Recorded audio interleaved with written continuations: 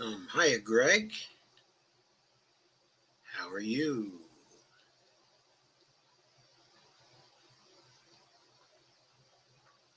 Hey, Dolores.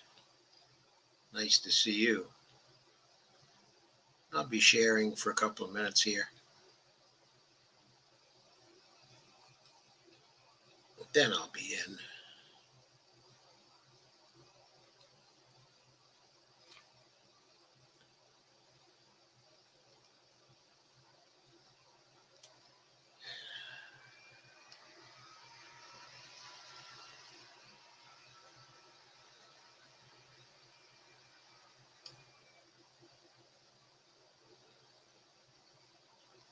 Hi, Kay.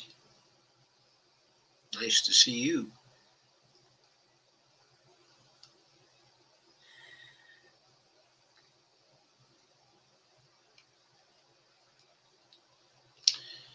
I'm simultaneously streaming to Facebook and YouTube today.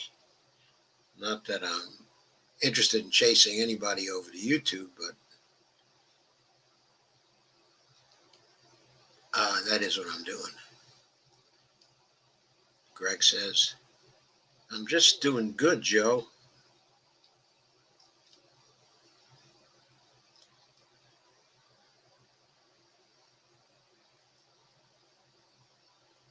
Just been playing some SnowRunner on the PS4. How are you? I guess I don't even know what SnowRunner is. How about that?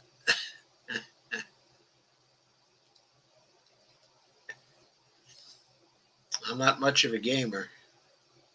Never got too interested in it. My son is very interested in gaming. Always been really interested in it. My son Jonathan.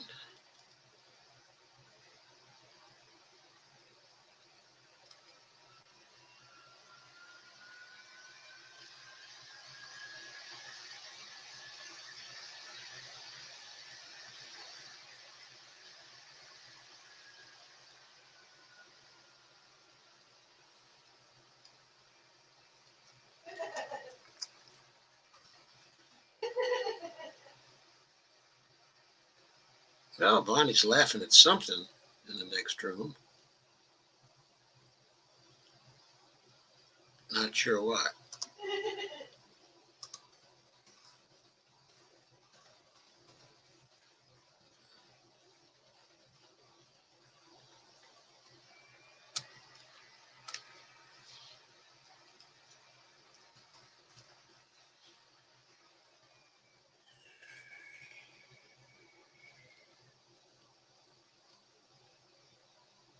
Sharing is a little difficult here tonight.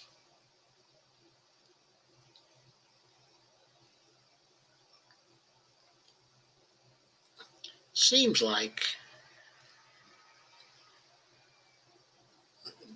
just a couple of nights ago I could scroll.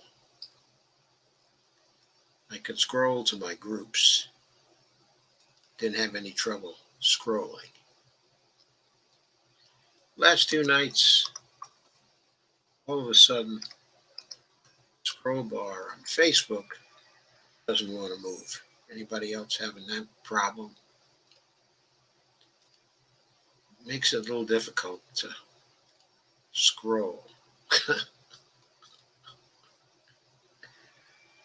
Get things shared to one's groups.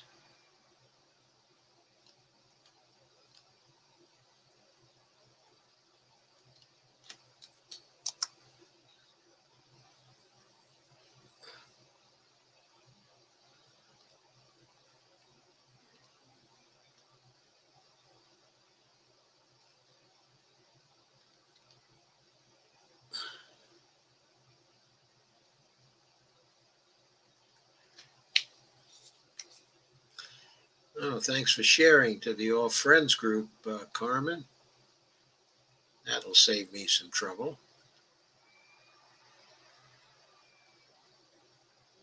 And thank you, Dolores, for sharing as well. That's very good.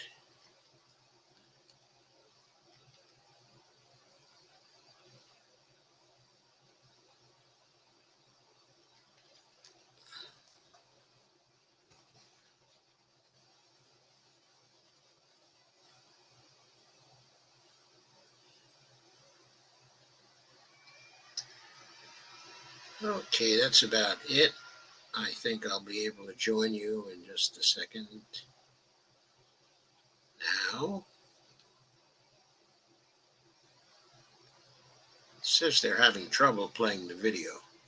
I don't know why. I hope none of you are having trouble.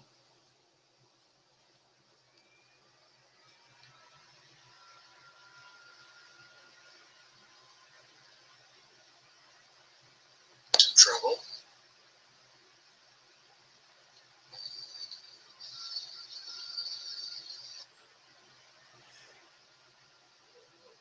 Seems like it's working now,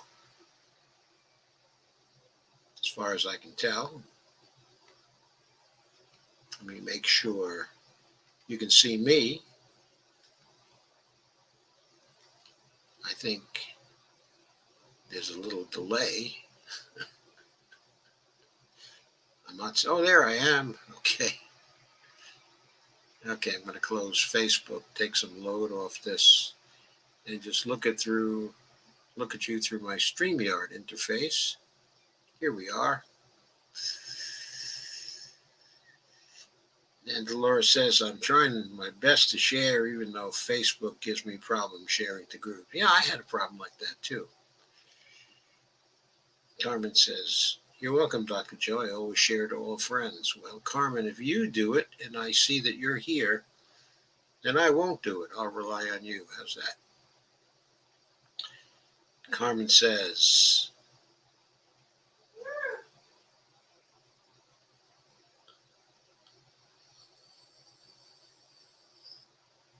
hi guys. Anyone know what's good to do if you have a pulled muscle tendon or something on the back and side of the neck? Painful. Yeah, that is painful. Yeah, I've never had that on the back and side of the neck. I'd say put some, let's see, what's it called? Okay, is it muscle ice?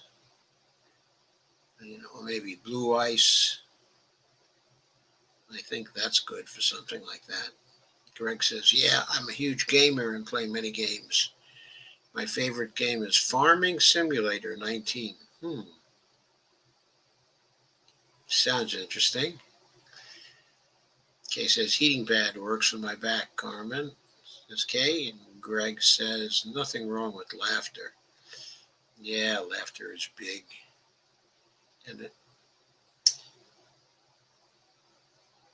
And Rebecca Malloy says, I have the same, been going to a physical therapist, had me gently exercising to open up the chest. I spend too much time on the computer hunched over, it appears. That's an occupational hazard for all of us, Rebecca. And Greg Mallet says, I use my phone to share into groups with. Oh, that's probably a great idea. I should probably use mine to share into groups too. Carmen says, thanks. I have one of those socks filled with beans. Just got to find it. Steve Fulbrand says, good evening all. Kay says, hi, Steve. Kay says, hi, Kay. Carmen says, you're welcome, Dr. Joe.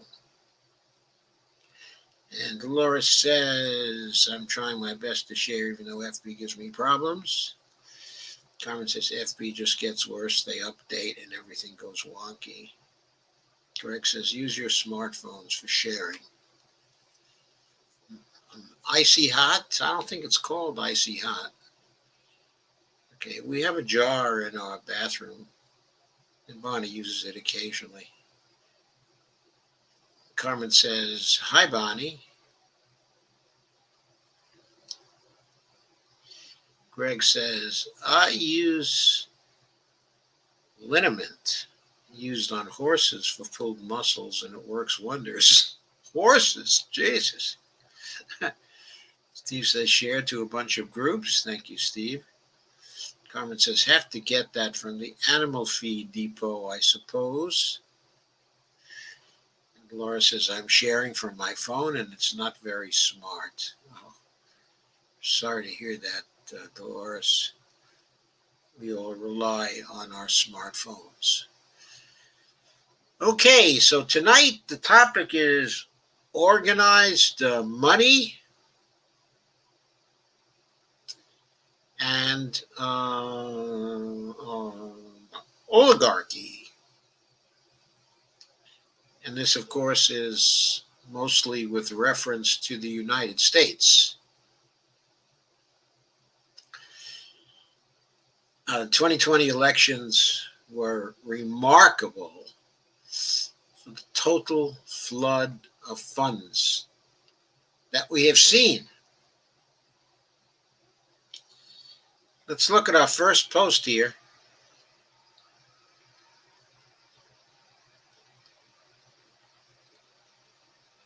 Which is about what happened in Maine. This is a post from the Mainer, which is a local thing in Maine. And there it is. Got it on your screen now. Sarah Gideon lost to Susan Collins. She was expected to beat Susan Collins when the campaign started. She was pretty heavily favored. She was the Speaker of the House, in Maine, and a popular person. Why did she lose? Well, this article says that she lost, in fact, was doomed the day after she announced she was running. She announced her candidacy on June 24th, 2019.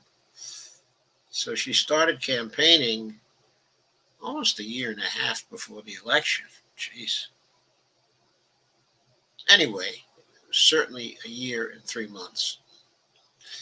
The next day, the Democratic Senatorial Campaign Committee, the SCC, a powerful political organization controlled by Senate Minority Leader Chuck Schumer, there he is again, and other top people in the party establishment announced it was backing her campaign. At the time, this was seen as a big boost for Sarah Gideon. Why? Because it would ensure her campaign would be well funded. In retrospect, after the fact, the Mainer says, and by the way, this article was written by Nathan Bernard on December 11th, 2020. Okay, and Nathan said it was the kiss of death, a guarantee her campaign would be ugly, uninspiring, obscenely expensive, and out of touch with local concerns.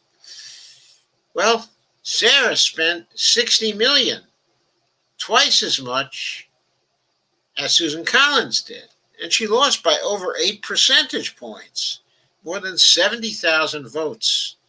Joe Biden, on the other hand, won against Donald Trump by 74,000. So Sarah Gideon, a local Mainer, the Speaker of the House, and a popular candidate, lost. The gap between her votes and Joe Biden's votes, like 144,000 votes. Incredible. Incredible. Or looked at another way, Collins outperformed her ticket by 144,000 votes. Why? Because the DSCC flooded the media market in Maine, stuffed our mailboxes with ads and junk mail, slamming Collins. There were dark money groups that don't disclose their donors, like Maine Momentum, an ad hoc operation run by Willie Rich, a former spokesman for Democratic Maine Congresswoman Shelley Pingree, and Chris Glynn, a former Gideon staffer, spokesman for the Maine Democratic Party. Looks like some consultants and campaign people wanted to go upwardly mobile and get into the national spotlight. So they started an ad hoc operation. In August of 2019, Maine Momentum dropped nearly $750,000. all from secret sources, to run over 4,000 commercials attacking Collins, the Lewiston Sun-Journal reported. Anyway, the negative advertising was incessant for the whole rest of the campaign. It made a mockery of Gideon's often repeated pledge to, quote, limit the influence of big money in politics, unquote. Yeah, I mean, you say you want to limit the influence of big money in politics, and you spend $60 million worth of big money in politics in one of the least populated states in the country, or at least one of the smallest states in the country.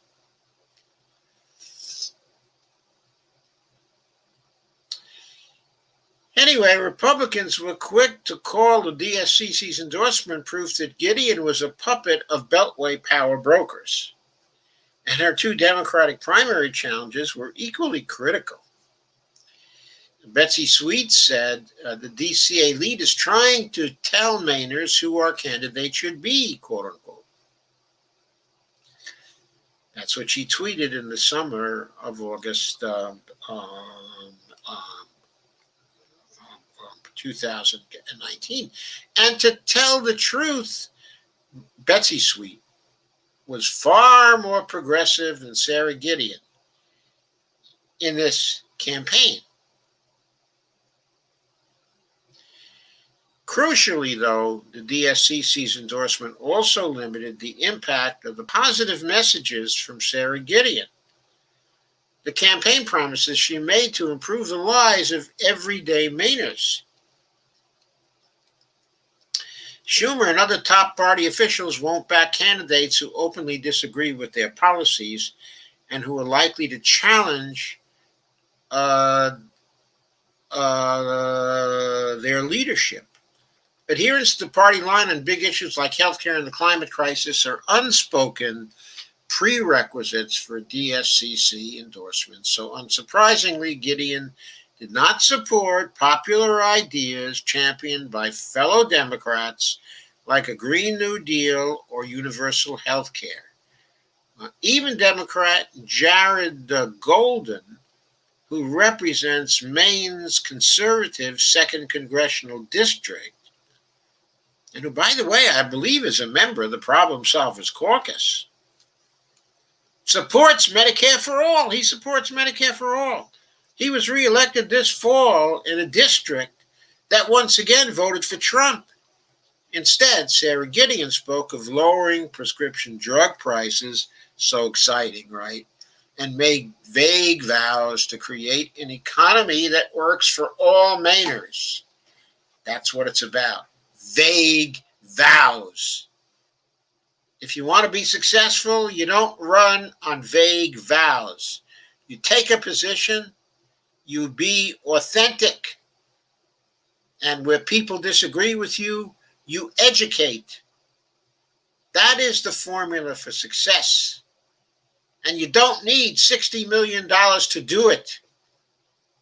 Probably an insurgent campaign spending a half to a third of what Susan Collins spent would have been enough in Maine, because it would have been impossible for the Republicans to successfully attack Sarah Gideon as being controlled by out-of-state interests who knew nothing about the problems that Maine people had. Sarah Gideon knows about those problems. She was a local candidate. On paper, she was a very, very good candidate. She had been a good candidate before. But there were the consultants. She got lots and lots of money from the Democrats on the condition that she would contribute to the deal flow of the consultants. That's how the oligarchy controls things. It puts huge amounts of money into organizations in the national campaign, and they turn around and, along with PACs that operate alongside them, they give huge amounts of money to candidates. on condition that the candidates will reflect national themes of the party and will not contradict those national themes. Sarah Gideon could run on public option, on improving the Affordable Care Act, but she couldn't run on Medicare for all, even though a majority of Maine Democrats were for Medicare for all. A heavy majority of Maine Democrats were for Medicare for all. She couldn't run on that. She couldn't run on a Green New Deal. Even though Green New Deal is pretty popular up in Maine, she couldn't run on that. Shelley Pingree could run on that. But Sarah Gideon couldn't, because she sold out to Chuck Schumer. Chuckles.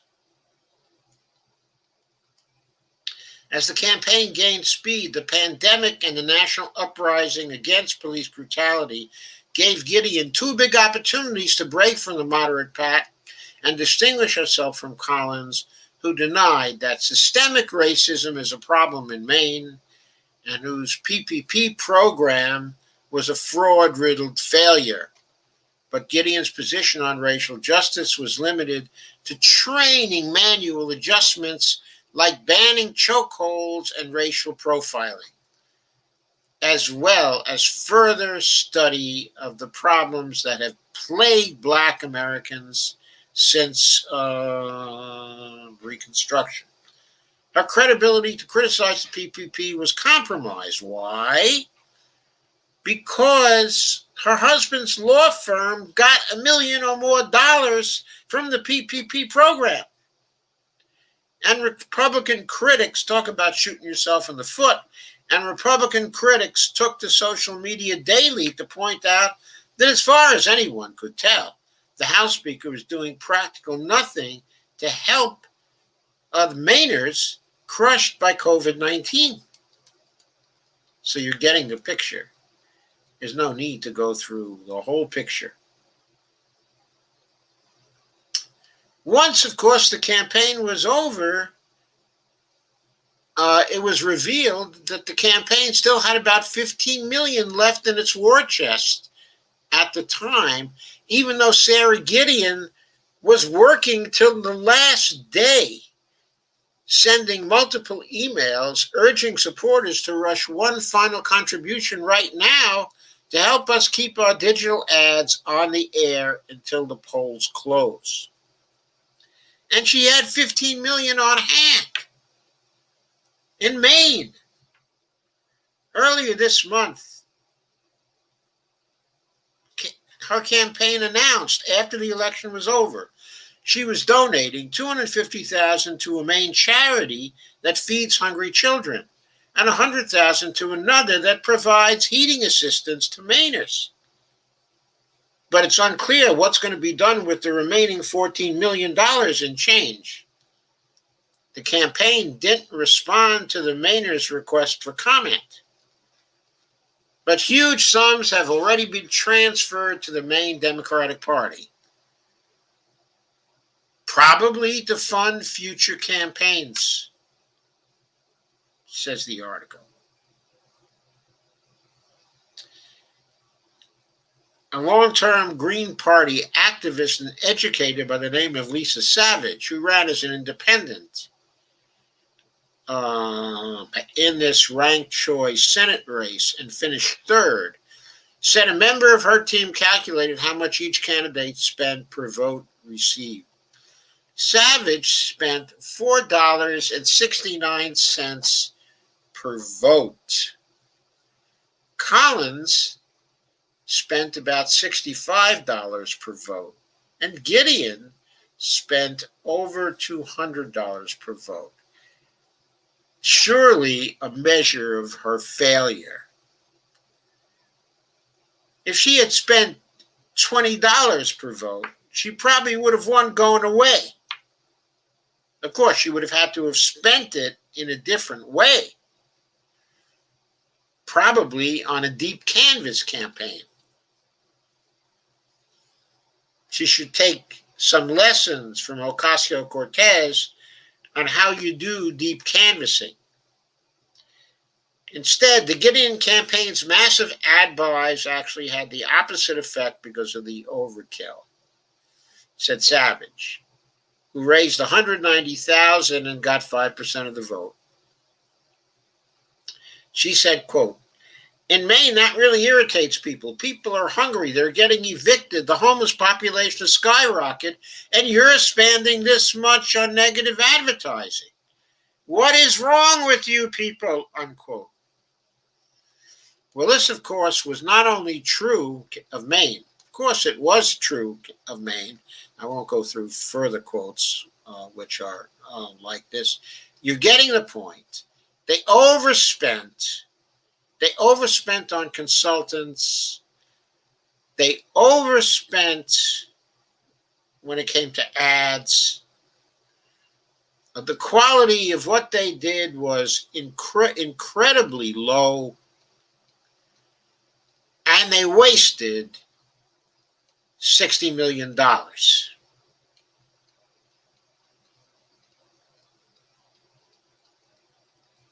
So, this didn't only happen in Maine. How do you think Amy McGrath lost in Kentucky, spending $88 million? How do you think Jamie Harrison, who spent even more in South Carolina, lost? He lost to Lindsey Graham. Ripe for the taking. Ripe for the taking. Jamie Harrison had a jolly old time feeding all the consultants, what was it, $113 million? He was raising money right up to the last day also, with lots and lots of money on hand. I don't know if Amy McGrath had any on hand. I didn't happen to notice this. But this is what happened to Cal Cunningham in North Carolina, too. He spent a huge amount of money in North Carolina. The two Democratic candidates in Georgia, who, by the way, look like they're very, very good candidates, good speakers. They look like they're straight-up guys. They spent a huge amount against Kelly Loeffler and David Perdue in Georgia. For the general election, they outspent them. They got into the runoffs, but they lost. They lost in both races. They came in second. They didn't come in first. In spite of all the money they spent, neither of them are running on Medicare for all. Neither of them are running on the Green New Deal. They're basically running on Joe Biden types of platforms. Now, to be honest, I think both are probably to the left of Joe Biden. They sort of talk like it, you know? They sort of, you sort of get the feeling from them that they both kind of care about people. Feeling you don't always get from Joe Biden. But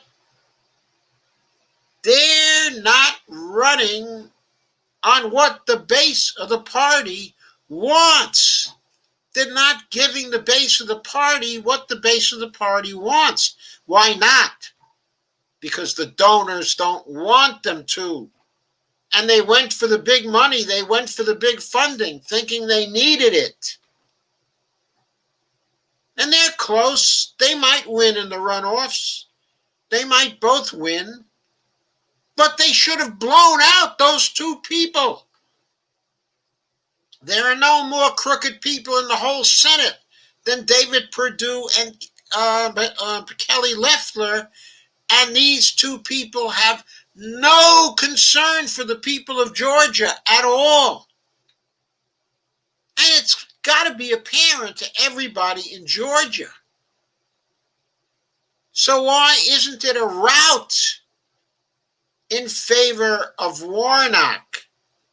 Why isn't it a rout in favor of Ossoff right now? Even though it's Georgia.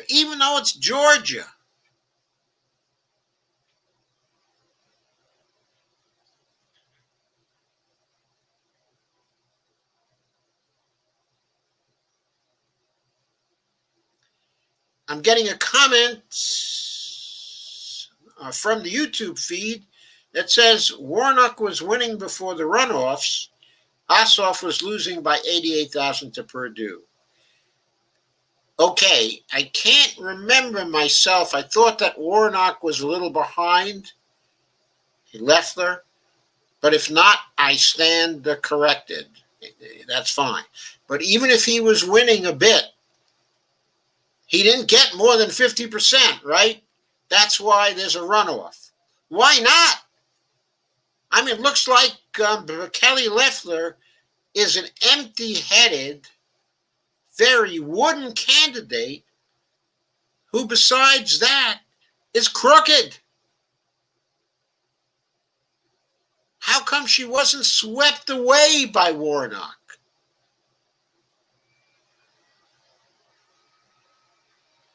Ah.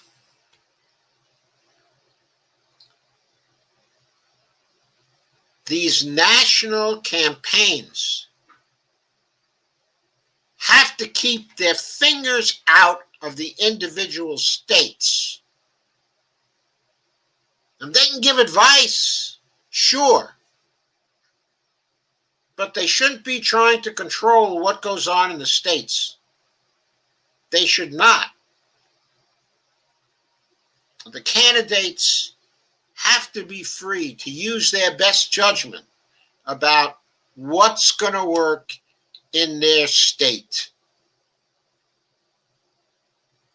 I think that's the way American politics still works.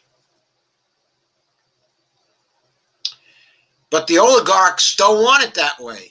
The oligarchs don't want it that way. So if the national campaigns don't try to exert control over the state level campaigns, what's going to happen is that the oligarchs are going to give them less money. Then the consultants' deal flow is going to be influenced. They will not be so happy. The media types won't be so happy. Not so much money going to the media. So there it is. There it is. The tentacles of the oligarchs flow down. And they got into the Senate campaigns this year. And so the Democrats only won 2 Senate races and only picked up 1 seat. They lost, okay, in Alabama. So they picked up only 1 seat. Out of 18, they picked up only 1 seat. They won 2 seats, but had a net gain of only 1 seat. Then they have the runoff seats. So they did middling well in 4 of the 18 elections. I'm telling you, the Democrats had a chance to win maybe 13, 14 seats this time, to have a net gain of 13 or 14 seats. There were all these close races. They were on the bubble of winning. But all this money was flowing in from out of state. And the Democrats, the local candidates, since they wanted the money, were constrained in what they could do and what they could say. They could not run exciting campaigns. They could not offer big things to the voters. That's why the Democrats failed to gain the Senate. They blew a golden opportunity to get big margins inside the Senate. Let's go to our next piece here. A very excellent piece by Luke Savage over at Jacobin.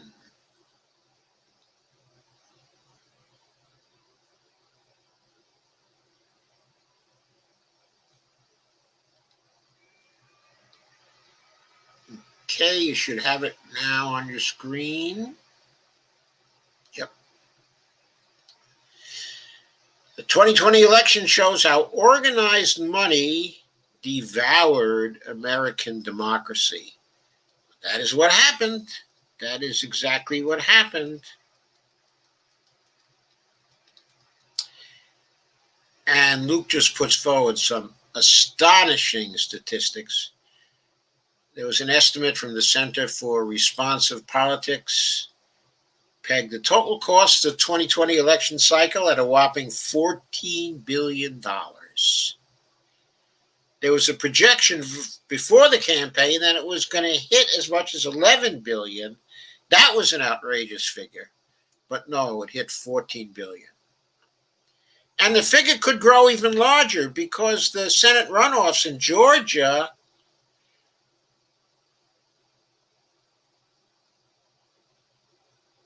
may have the dubious honor of being the first. Oh, I'm sorry. The Senate runoffs in Georgia are going to add a considerable amount to the $14 billion figure. And Joe Biden had the dubious honor of being the first presidential candidate in history to raise $1 billion. He easily outraised the roughly $774 billion raised by Donald Trump. And Luke says correctly, these are impossibly vast sums of money. Measured against 2020, recent elections don't even come close. 2016 elections cost half as much. But 2012 costing just over $6 billion, and 2008 just over $5 billion. In other words, political fundraising in 2020 will amount to more than the figures from 2012 and 2008 combined. Where did all the new money come from? The biggest driver was overpowering Democratic fundraising, which gave the party an unprecedented financial advantage.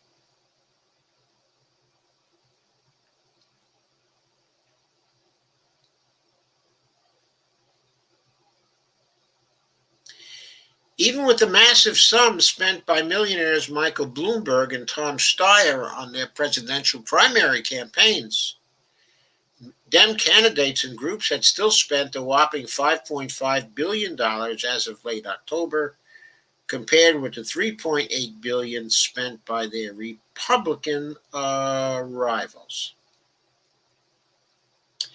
Trump campaign raised 49% of its money from small donors, giving $200 or less, while the figure for Biden was only 38% from small donors.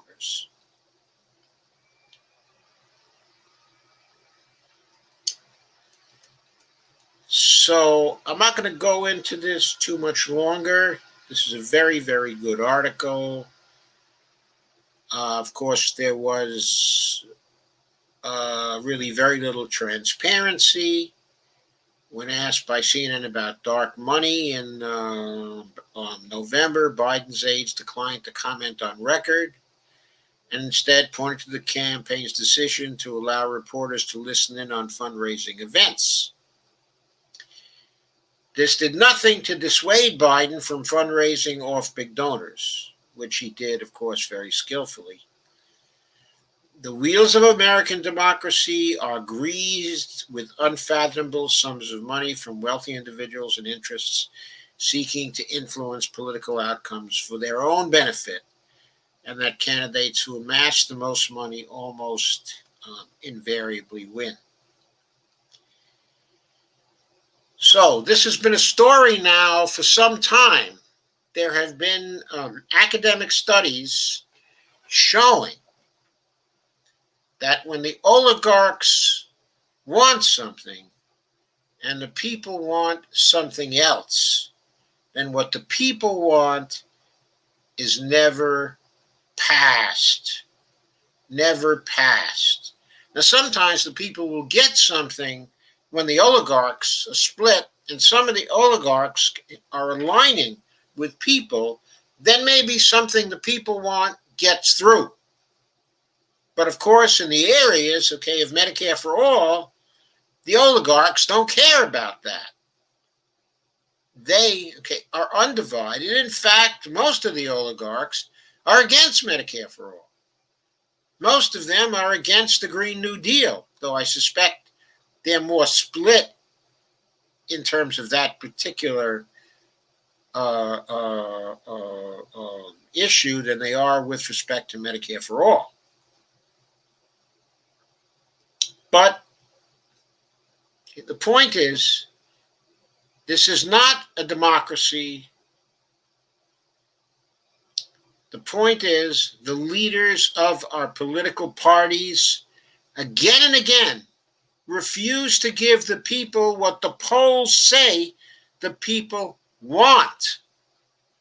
No paid family leave, no free college, no elimination of student debt, no Medicare for all, no Green New Deal, no job guarantee, no infrastructure program, almost nothing that people want gets through. Organized money is therefore the most important lubricant of American oligarchy, says Luke Savage, and unless it's expelled from the country's campaign and political institutions, future election cycles will make 2020 look clean by comparison.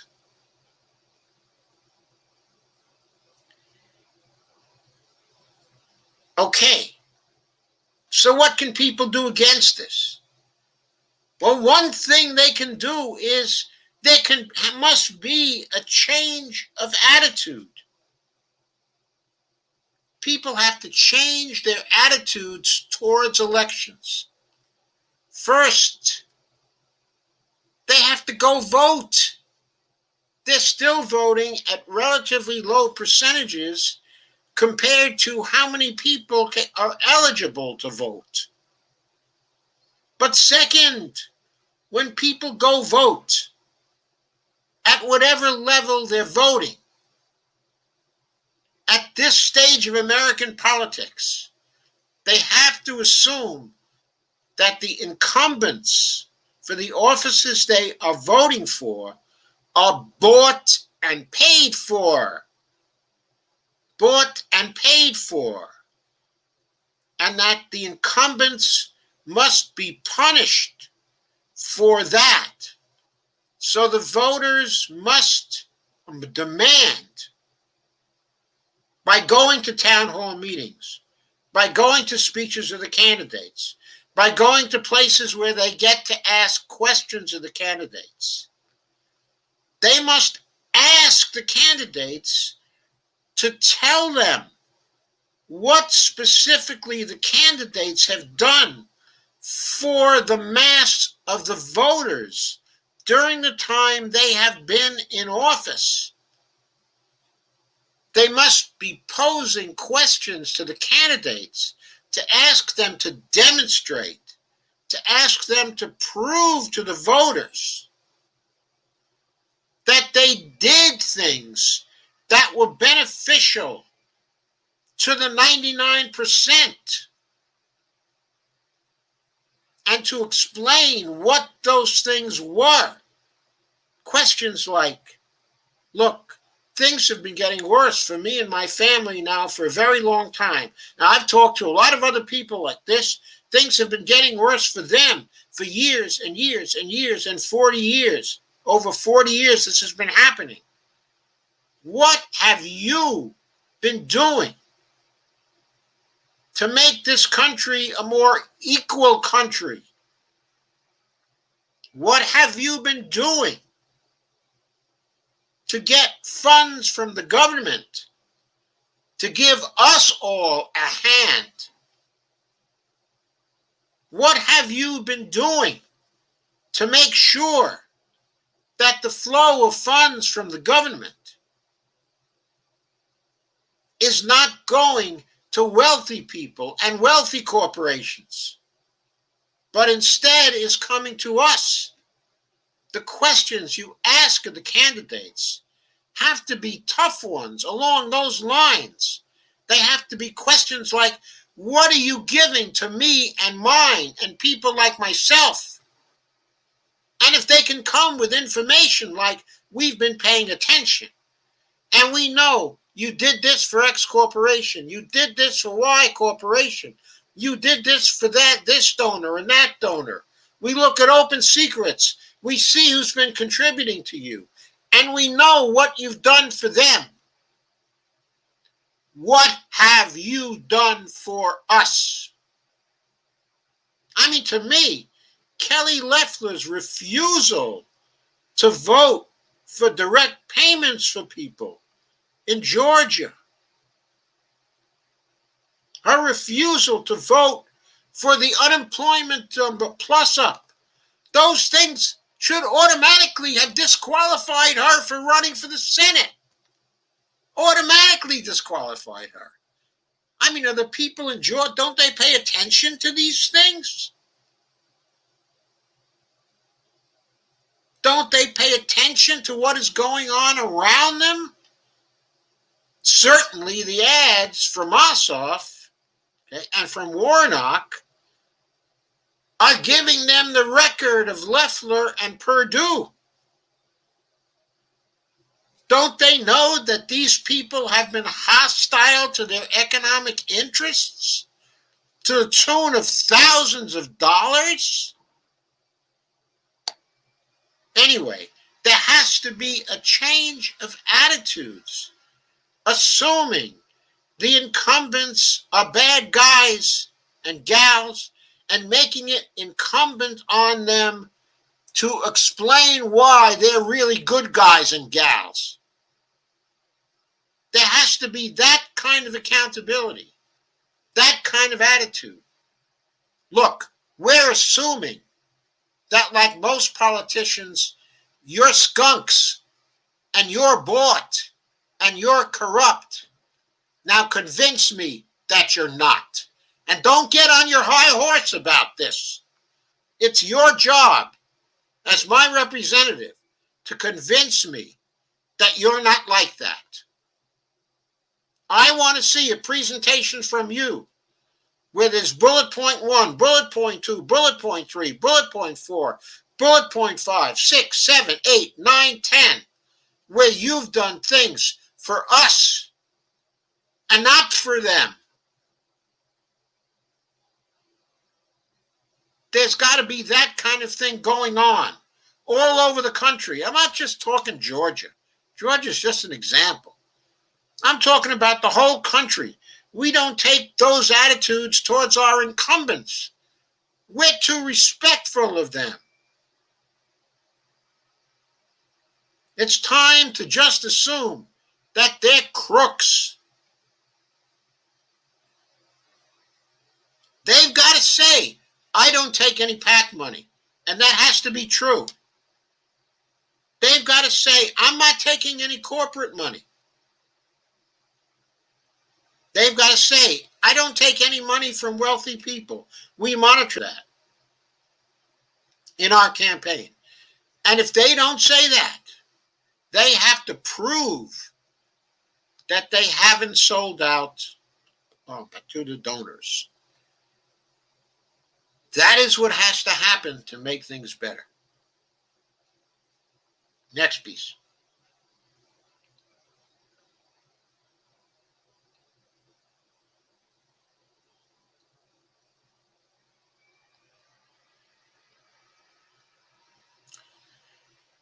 So, once again, with respect to the oligarchs and how they influence,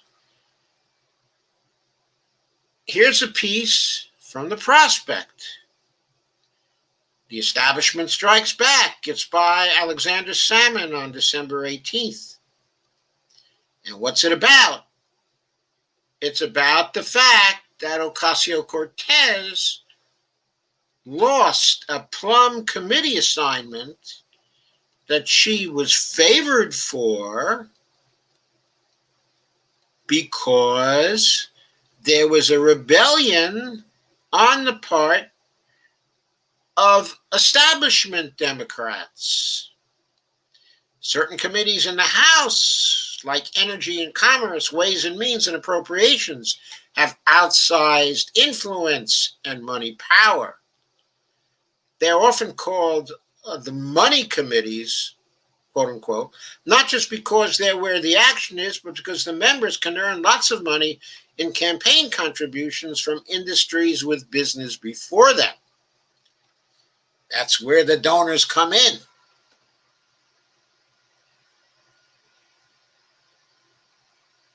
What is going on in Washington over the next several days will be extremely important for progressives in the House as they angle to lock down seats on these powerful committees for their members.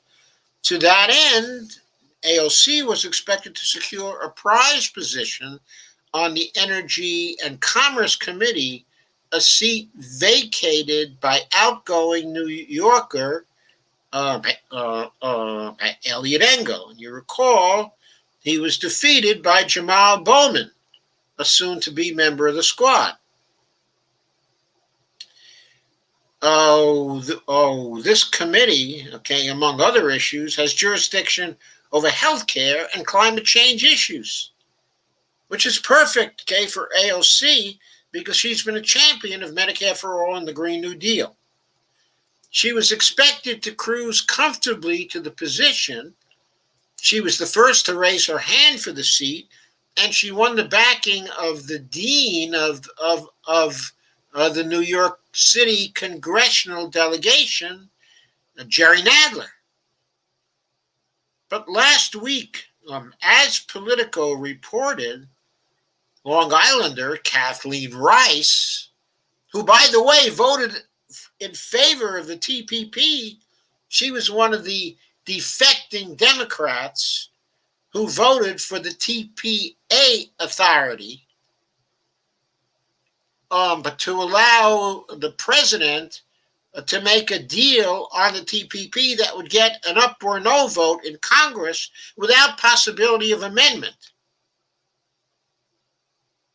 There were 160 Democrats who voted against it, 28 Democrats who defected to the other side because Pelosi didn't exert discipline over the caucus in that instance. Kathleen Rice was one of the 28 who defected to the Republican side on that, got the TPA approved. Salmon says Rice is a backbencher from the party's right flank who in 2018 refused to support Nancy Pelosi for Speaker without the support of Nadler and with the famous opposition of steering committee leader Pelosi. Rice's attempt didn't seem to be serious. But in a surprise, last-second steering committee meeting on exclusive committee assignments on Thursday, which was scheduled at 10 p.m. the night before, centrist Democrats put on a show of support for Rice and against AOC in what looks to have been a process-defying attempt to keep her out of the seat. Fellow New York Rep. Hakeem Jeffries came out in support of Rice, contra Nadler, as did Representatives Anna Eshoo, also Diana DeGette, of Colorado, Stephanie Murphy, of Florida. All three of those reps, and Hakeem Jeffries too, they're all under the thumb of Nancy Pelosi, and they have been for years. Hakeem Jeffries is her choice to succeed him. He's basically the caucus chair, at this point, for the whole caucus. That's usually the heir apparent's role. It's the role Joe Crowley had until he was beaten, by AOC. Most vocal in his opposition to AOC was Texas's Henry Cuellar, who's the most conservative member of the caucus.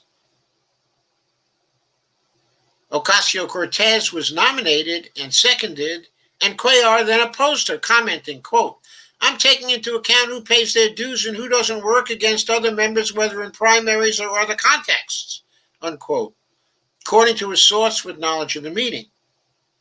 After Eric Swalwell called for a vote on the two candidates, came an unusual outcome. Rice crushed AOC 46-13. Of course, Kathleen Rice but gets a lot of money, for oil and gas. A similar situation existed with the Energy and Commerce Committee seat that was vacated by New Mexico Senator Ben Ray Lujan. That seat was expected to go to progressive Texan Sylvia Garcia, but was contested by her moderate colleague from Texas, whose name is Lizzie Fletcher. The other priority, Garcia, the other priority for the progressives in energy and commerce was left off the slate without even a vote. Fletcher has a troubling track record on unions, got endorsed by Pelosi. So Pelosi's hand was behind these two defeats of the progressives. She arranged both of the defeats. The Texas AFL-CIO famously came out against Fletcher's candidacy for Congress and declined to endorse her, even against a Republican incumbent. So Pelosi defied the AFL-CIO in this too. The result is both a resounding and surprising defeat for progressives, who just days ago had no reason to believe both Ocasio-Cortez and Garcia would be left off the committee, or even that this would be settled this week. So, what did Ocasio-Cortez do wrong? Well, one thing is that she backed Cuellar's primary challenger, 27-year-old progressive Jessica Cisneros, in March's primary. And Cuellar got a real close call. He defeated her only by 3,000 votes, with backing from the Koch network, the Koch brothers. And he also got some last-minute campaigning from Pelosi herself, who instead of campaigning for a woman,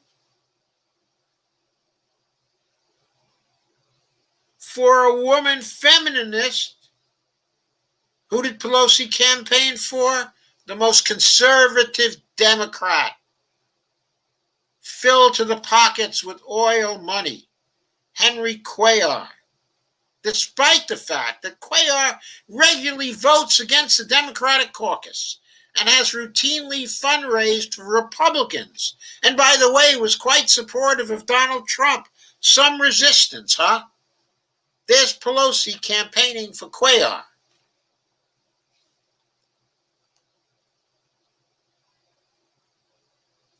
According to multiple people familiar with the proceedings, Ocasio-Cortez's recent interview with The Intercept, where she said Speaker Pelosi needed to go, that there was no one to replace her, loomed over the proceedings.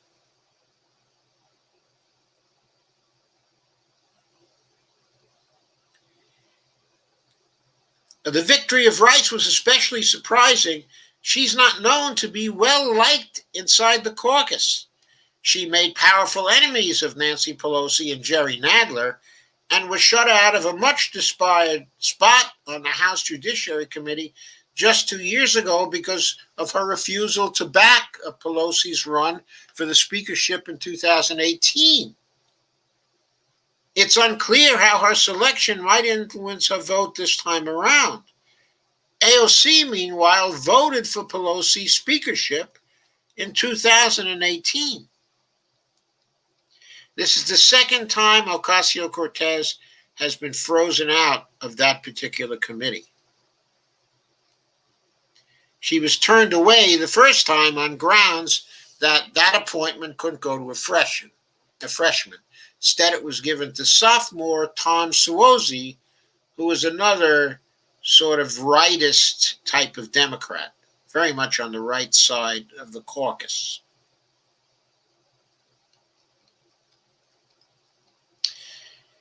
There are plenty of committee assignments that are left to be announced, and progressives did win a handful of priority appointments on the money committees. For example, by Richie Torres of New York, who's newly elected.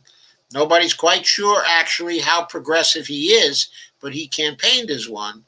He got a spot on financial services, a very important committee. Okay, and Adriano Esprilat made it on to appropriations. But the treatment of AOC and Garcia looks like a shot across the bow that will have the progressives on high alert. Now, I got to say one more thing, okay, about that. Oh, and the final sentence. If other committee assignments go this way, it will become an open question as to whether a newly united progressive bloc will oppose Pelosi's speakership come January 3rd. That sentence raises the issue of opposing Pelosi. Now, there's a Twitter campaign going on now, being carried out actually by myself and Lana Dell, okay, and we've been joined actually by Ramona Musaci, and we've been getting quite a bit of attention,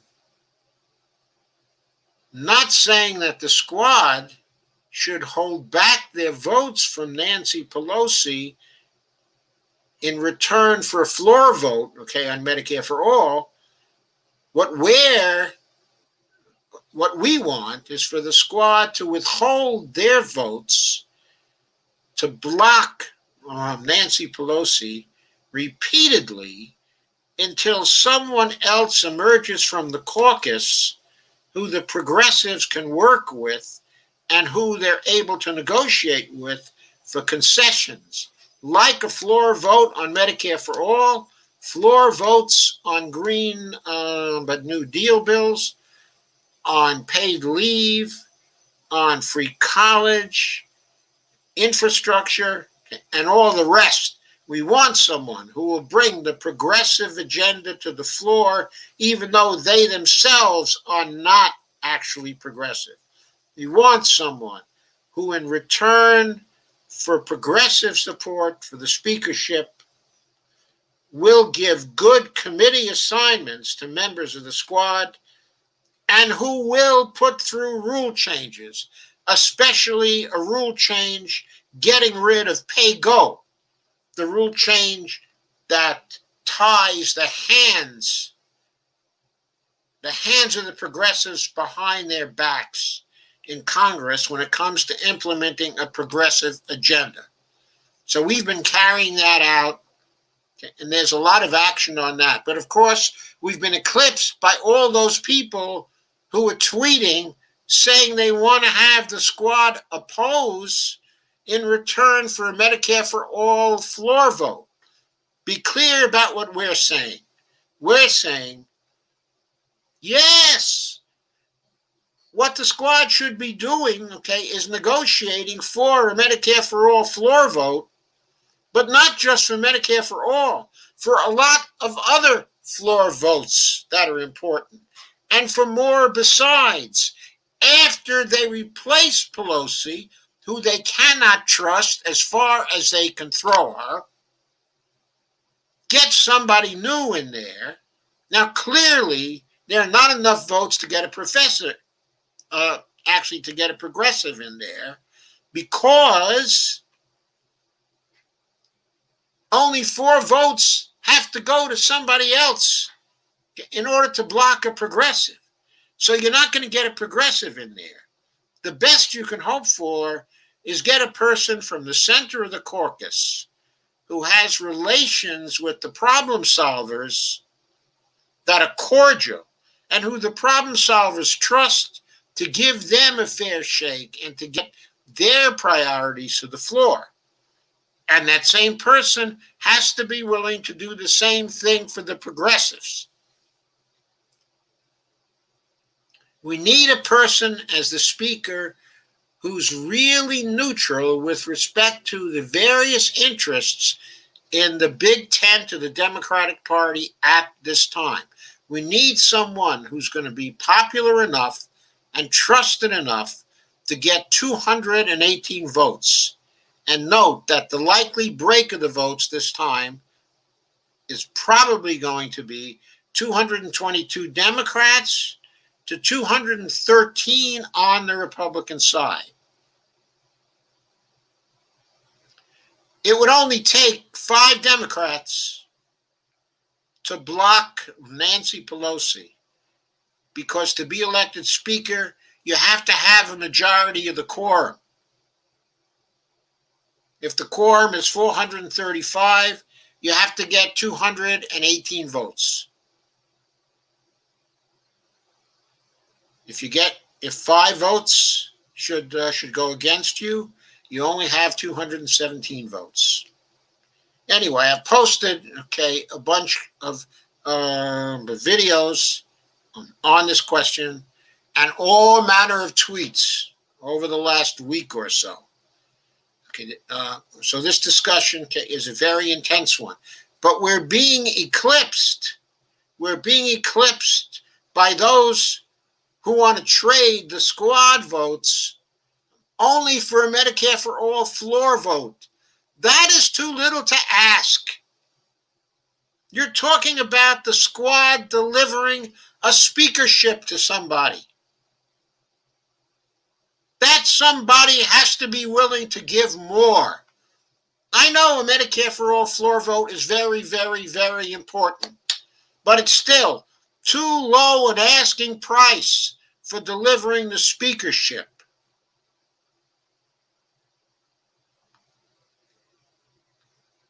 This was something that got asked for by Jimmy Dore.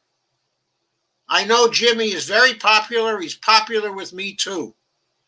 But in this case, he asked for too little, and he's getting, of course, all kinds of static from all kinds of sources because he even asked for that. When he got turned down, by AOC, all kinds of people rushed to defend, what AOC is saying. And Jimmy's had to handle all kinds of static. Now, he's gotten support from Bree Joy Gray, yes, and from David Sirota to a degree. David wants a higher asking price himself. He outlined 5 things that he wants, including the Medicare for All floor vote. So he knows Jimmy was asking for too little.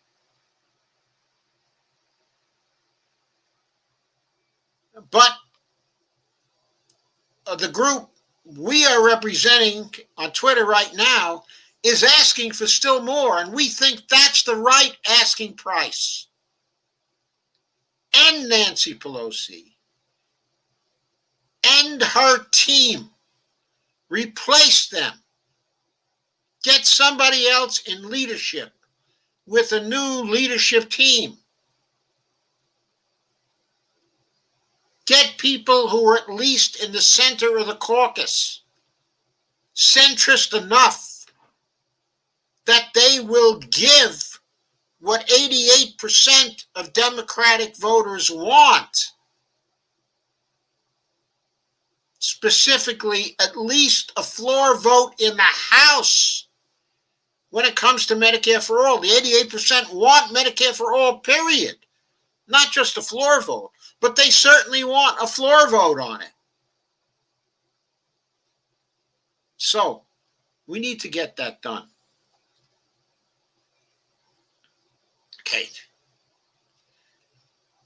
Of course, the oligarchs are stopping that. You understand. The oligarchic money is flowing through Nancy Pelosi. That is the basis of her power. She gets that money. She distributes it through the DCCC and other channels. And it gets to the House candidates. And they all want that money. Except for those who are taking the pledge no PAC contributions, no corporate contributions, no contributions from wealthy people. They are still a small minority of the caucus.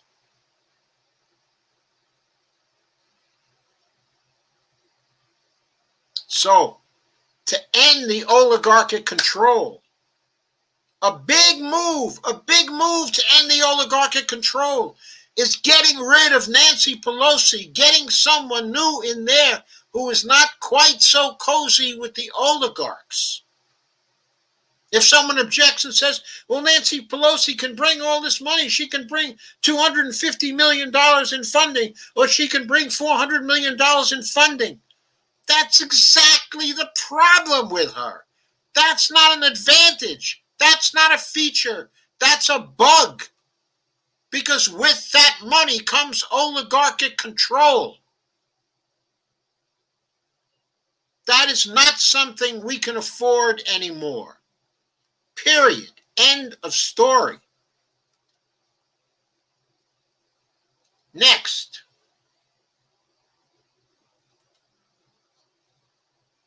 on the in-depth show.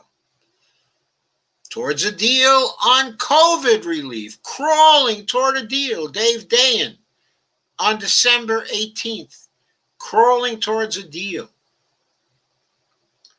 All the momentum for a one-year-end COVID relief deal made contact with reality yesterday. And in today's Washington, that means a stall out. Congress may have to work through the weekend without overtime pay. The shame. And there's probably going to be a short government shutdown. The third, I think, of the presidency of Donald Trump. And Mitch McConnell went back to scheduling nominations for executive branch positions. Well, according to Dave, a deal is looking like it's imminent and also not imminent at the same time. Here are the outstanding issues. Donald Trump bum-rushed the negotiations yesterday, demanding broad-based payments more than 3 times as much as the $600 for adults now on the table. But his aides talked him out of it. And Dave says it's hard to argue with his point. If you're going to do broad-based relief and there are reasons to do it, to get at non-working and poor people that unemployment insurance won't reach, it should at least come close to covering even a month's rent. The issue in the negotiations appear to be eligibility. Millions of mixed status families did not get a CARES Act payment because of eligibility rules that required everyone in the household to be a citizen. Democratic leaders are trying to alter this so only one member of the household with a Social Security number makes the household eligible. Almost 9 million non-tax filers who were eligible for a check last time haven't received one. We need mechanisms to ensure their participation to be discussed.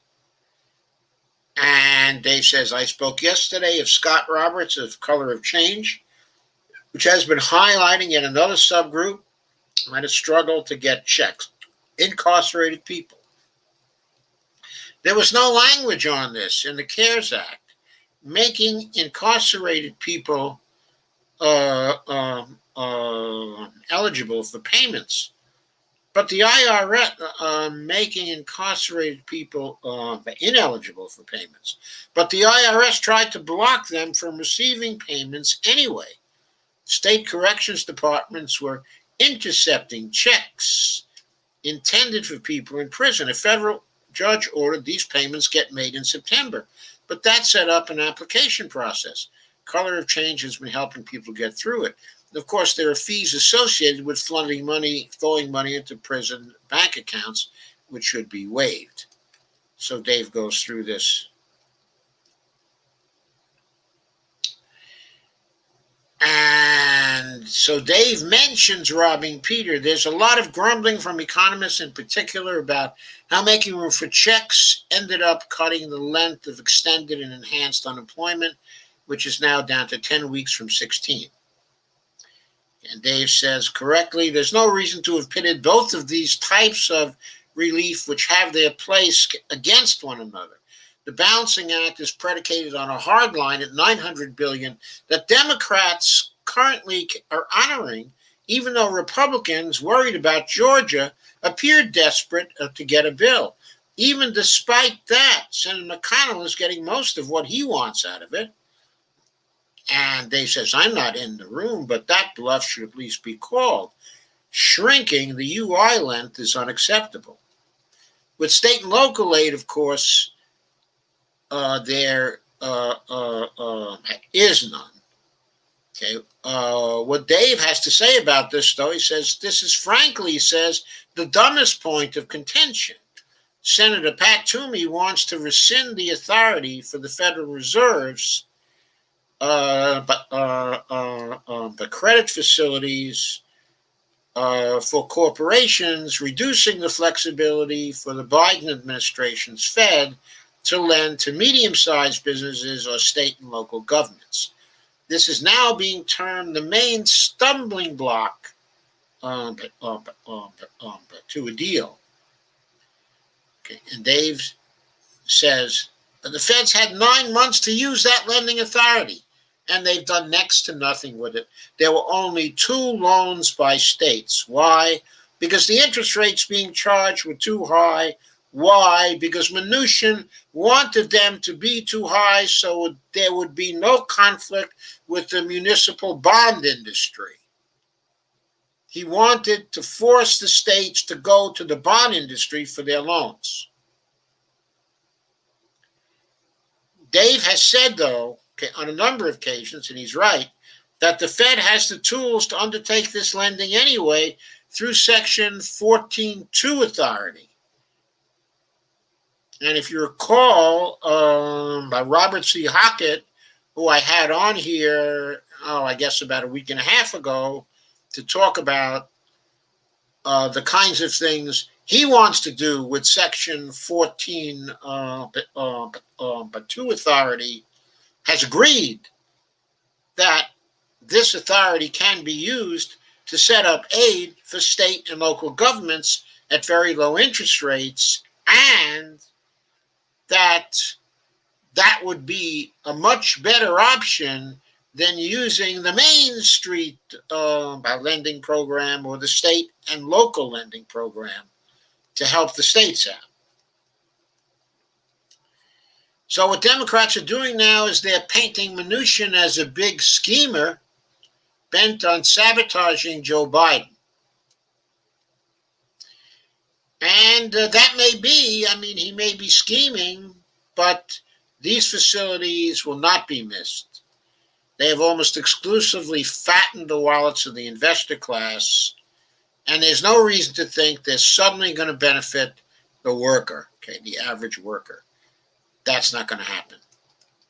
One more point, Dave makes is the unemployment benefits for people, are taxable. And those taxes are going to fall due at some point in the first part, of next year. Congress should exempt the unemployment benefits from taxation because we can't afford to have that drag on recovery in the middle of the pandemic. So, those are the points that Dave made.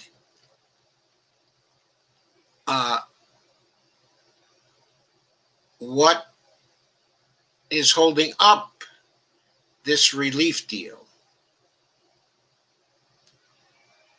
I think it's, again, the oligarchs. They want things done for them. They don't really want to give the aid. Here's another piece from Dave Sirota and Andrew Perez. Look what's happening in the Senate. A millionaire Senate Republican cited the deficit to block aid after enriching himself with tax cuts.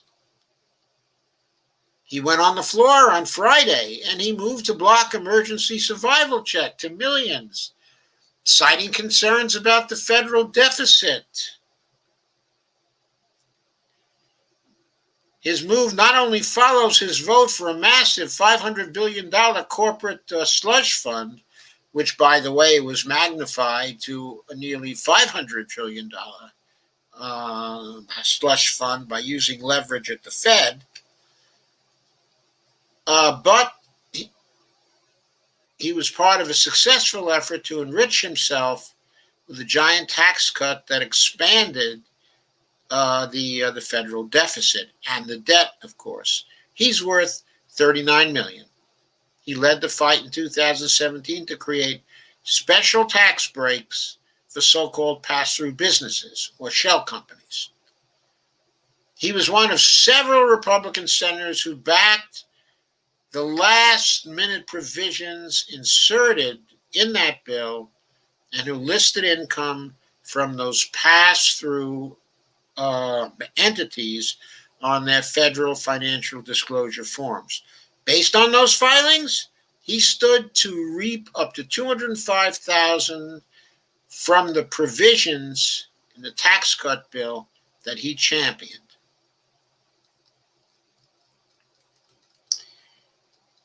And the article goes into detail about that. In all, the legislation that he backed is projected to increase the deficit by $1.9 trillion over 10 years, according to CBO estimates. But on Friday, Ron Johnson moved to block a bipartisan proposal from Bernie Sanders and Josh Hawley to give Americans emergency $1,200 checks in the middle of a sudden increase in poverty and mass starvation across the country. Johnson argued that the direct payment proposal would be mortgaging our children's future. But that's an argument that he did not make when he led the fight to personally enrich himself and the oligarchs, by the way, with a massive tax cut only 3 years ago. Now, I don't think Johnson is one of the oligarchs. He's one of the ones receiving payments from the oligarchs to look out for their interests. They don't want the $1,200 checks going to Americans because they benefit from the poverty increases, they benefit from the weakness of the labor market, and they benefit from the tax cuts that he has been so happy to back. In other words, not only he benefits, he's very rich, $39 million. He's too poor to be an oligarch, though. Rather, he's just one of the beneficiaries of them. When we say the oligarchs, we're talking about the hundreds of billionaires, in the country.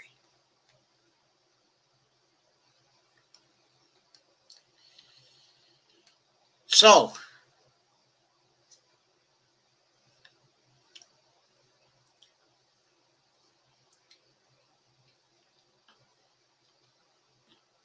there was also this article that appeared in Common Dreams. This is the final one I want to call attention to tonight.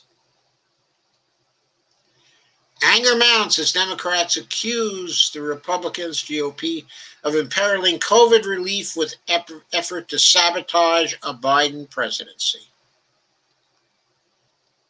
And there is Senator Sakatumi. He is, after several days of progress towards a final coronavirus relief deal, the Senate GOP's last-minute attempt to insert language curbing the Federal Reserve's emergency lending powers is threatening to derail negotiations over a package that would extend soon-to-expire unemployment benefits, send another round of direct payments to many Americans, and provide funding for vaccine distribution, holding the lives of people hostage, right?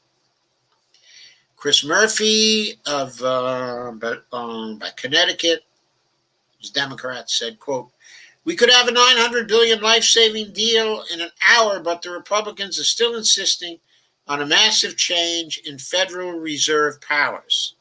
Okay, remember, this is exactly what Dave Dayen was talking about, saying this is the stupidest fight of all, because the Fed would still have authority under Section 14.2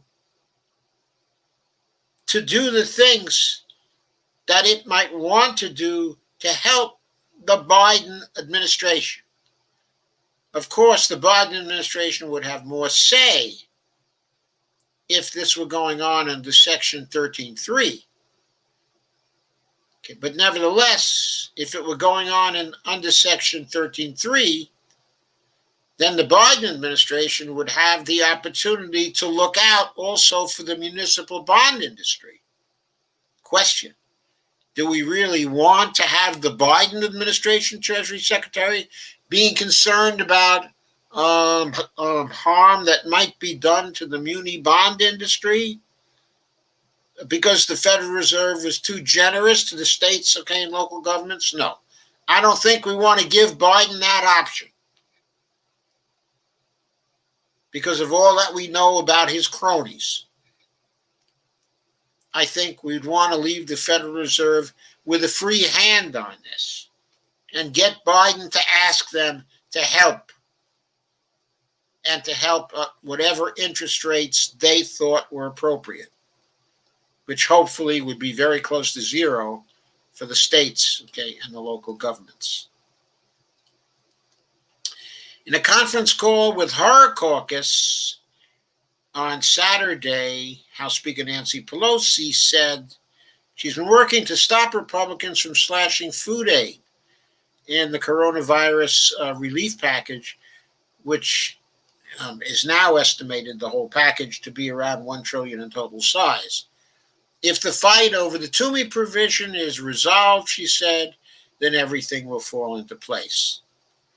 So again, here are the Democrats insisting on something they don't really need because they don't understand the realities of federal financing when it comes to what the Federal Reserve has the authority to do.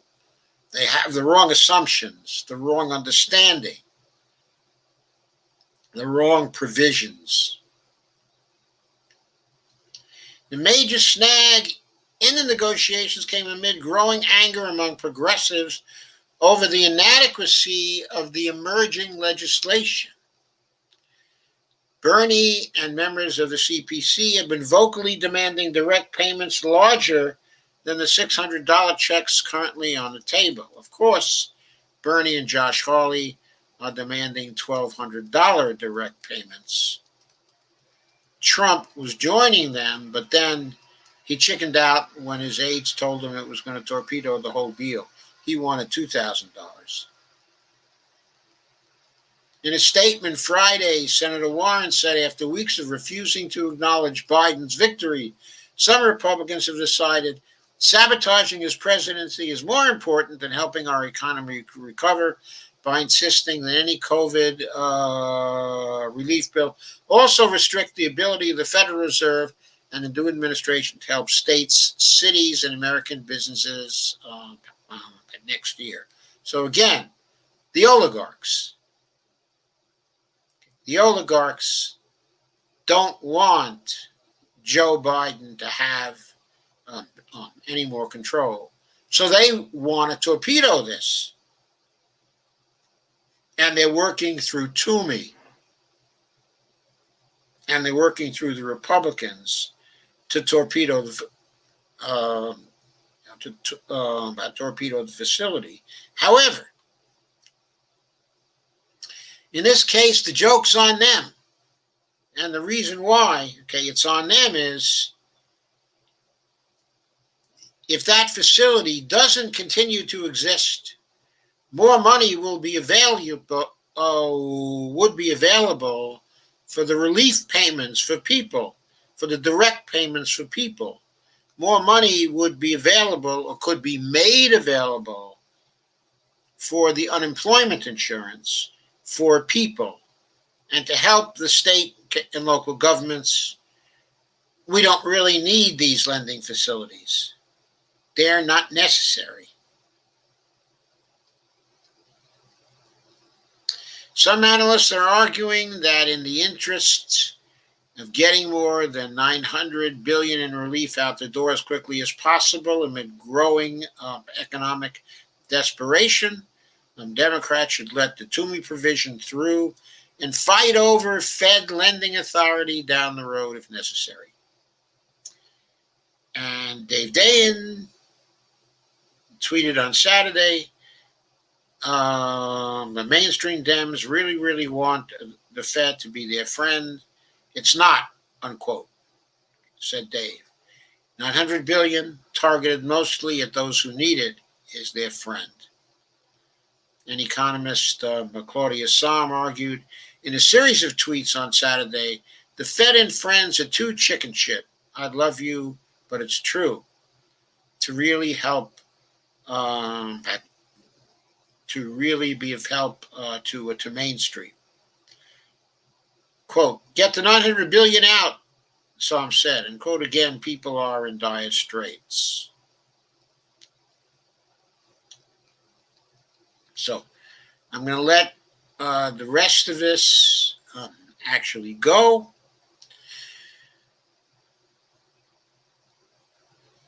But you see the role of the oligarchs in all of this. Basically, the puppet masters pulling the strings of the Republicans and pulling the strings of some of the Democrats, as well.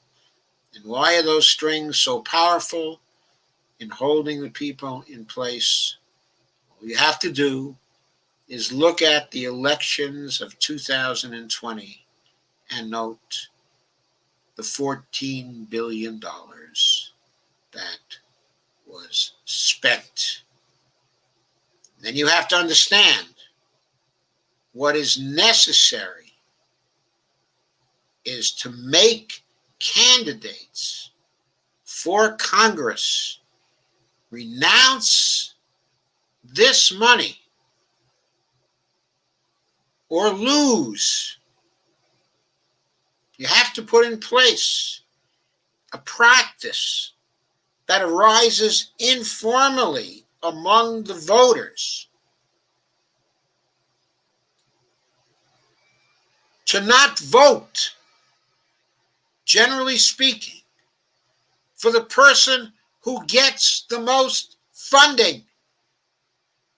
Be looking to vote for the person who gets the least funding, or at least a relatively small amount of funding compared to the leading person in the race. Create an incentive for people to raise less money and still run a successful campaign, rather than raising more money in hopes that that will lead to a successful campaign. Mark the people who are raising the most money and saying, no, you don't get to be my congressman anymore. You don't get to be my senator anymore. I am voting against you because you raised too much money. I know you're bought as a result. So that's my pitch for tonight. I have a more refined proposal there, which I did in a blog post some time ago, and maybe I'll treat that in a short take this week, or maybe the next time that I have an in-depth show on Tuesday night, I will talk about that on Tuesday night. I haven't really decided yet, but anyway, I'll now consider your comments. So where was I? Steve says he shared to a bunch of groups. Carmen said, have to get that from the Animal Feed Depot, I suppose. And Greg says, hey, if it'll work on animals, it'll work for us. And Carmen Muniz says, ivermectin is being touted for great results with COVID treatment recovery. I kid you not. Yes, those are true scientific findings. It's not simply being touted. The findings seem to indicate it does help. Kay says, I saw Warren introduced a bill to make it illegal for politicians to own or trade stocks. Yes, that would be one way to drive money out of politics, because the people interested in money always own stocks. Of course, what they would do is to shift those stocks over to their wives. That's what they would do. So the bill would have to compensate for that. Kay says, what's that, Carmen? Carmen says, they cheated Gideon somehow. And Greg says, something doesn't add up in that Senate race. Collins should have lost. Well, maybe the explanation is a good explanation. I don't know. Mainers are very independent. They don't like the idea that outside people control their politics. And it must have looked to them like Sarah Gideon had been bought. I mean, spending twice as much as Susan Collins? I mean, she had to have her head examined. She lost it. She might have gotten away with spending as much, but twice as much? As I say, I think she should have spent half as much or a third as much as Susan Collins. She should have gotten her message out. If it had been a little more progressive message, and if she could have posed as that very, very clean Jane, she probably would have won. Carmen says, what's what? Ivermectin? It's parasite killer. Kay says, never heard of it. And anything by Otto from YouTube says, can the same thing be said for Amy McGrath and Jamie Harrison? Yes. As to why they also raised more, were more popular, yet also lost. Yes. And not only that, same thing can be said for Cal Cunningham, who spent a fortune. Kay says, I saw a couple of places that Moscow Mitch's numbers are being looked at again, too. Carmen says, I posted the link where Dr. Joseph Campbell from the UK discusses and elaborates about ivermectin's success on In-Depth a couple of days ago. Yes, you did. And Dr. Joseph Campbell is for real. Kay says, I usually watch him. I must have missed that one. Okay. Anything Otto says, Senator McConnell and the Republican Party is also contributing large amounts of money to Perdue and Loeffler. So why is it okay for the Republicans, but not okay for Democrats? Okay. So, first of all, people expect the Republicans to be more corrupt. So they get a little more leeway to be more corrupt because they're not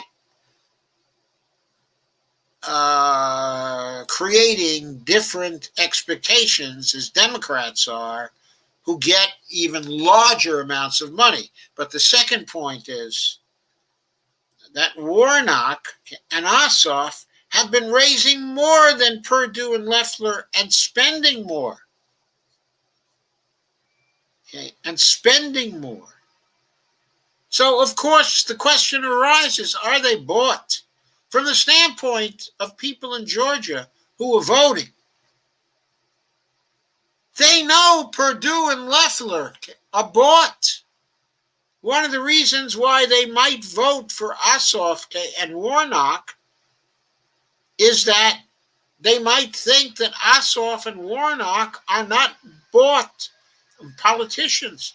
But when they raise more than Perdue and Loeffler and spend more than Perdue and Loeffler, they create the suspicion that they're bought, even if they're not.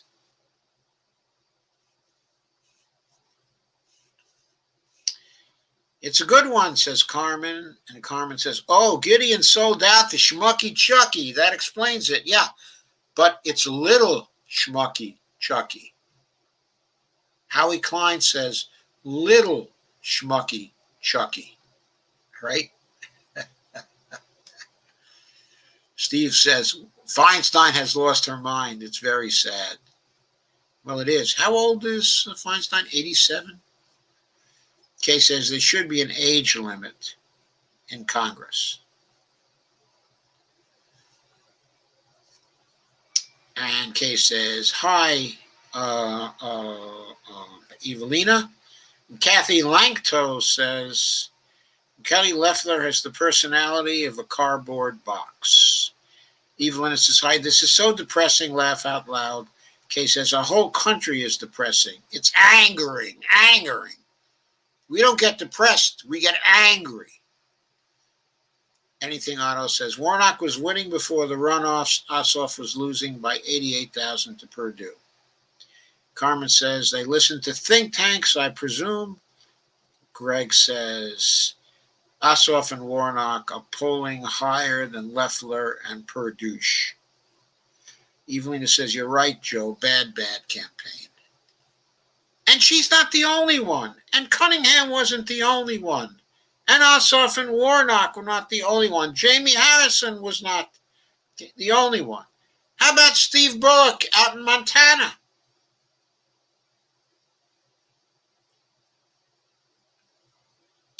I mean, there were a bunch of them all across the United States, and most of them lost. It's a wonder Hickenlooper won in Colorado. It's a wonder Kelly won, in Arizona.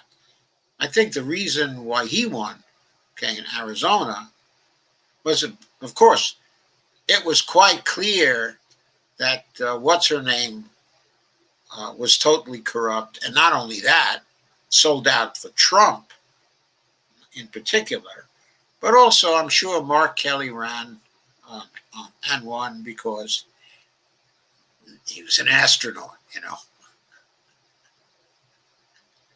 I guess people still vote for astronauts. And Greg says, Loeffler has been posing for photo ops with white supremacists. Yeah, and she's been dog whistling all over the place to the white supremacists. Oh, that's David Perdue. He's been dog whistling because John Ossoff is Jewish. Oh, how awful. And Warnock was ahead 6,541. He was ahead of Loeffler before the runoffs.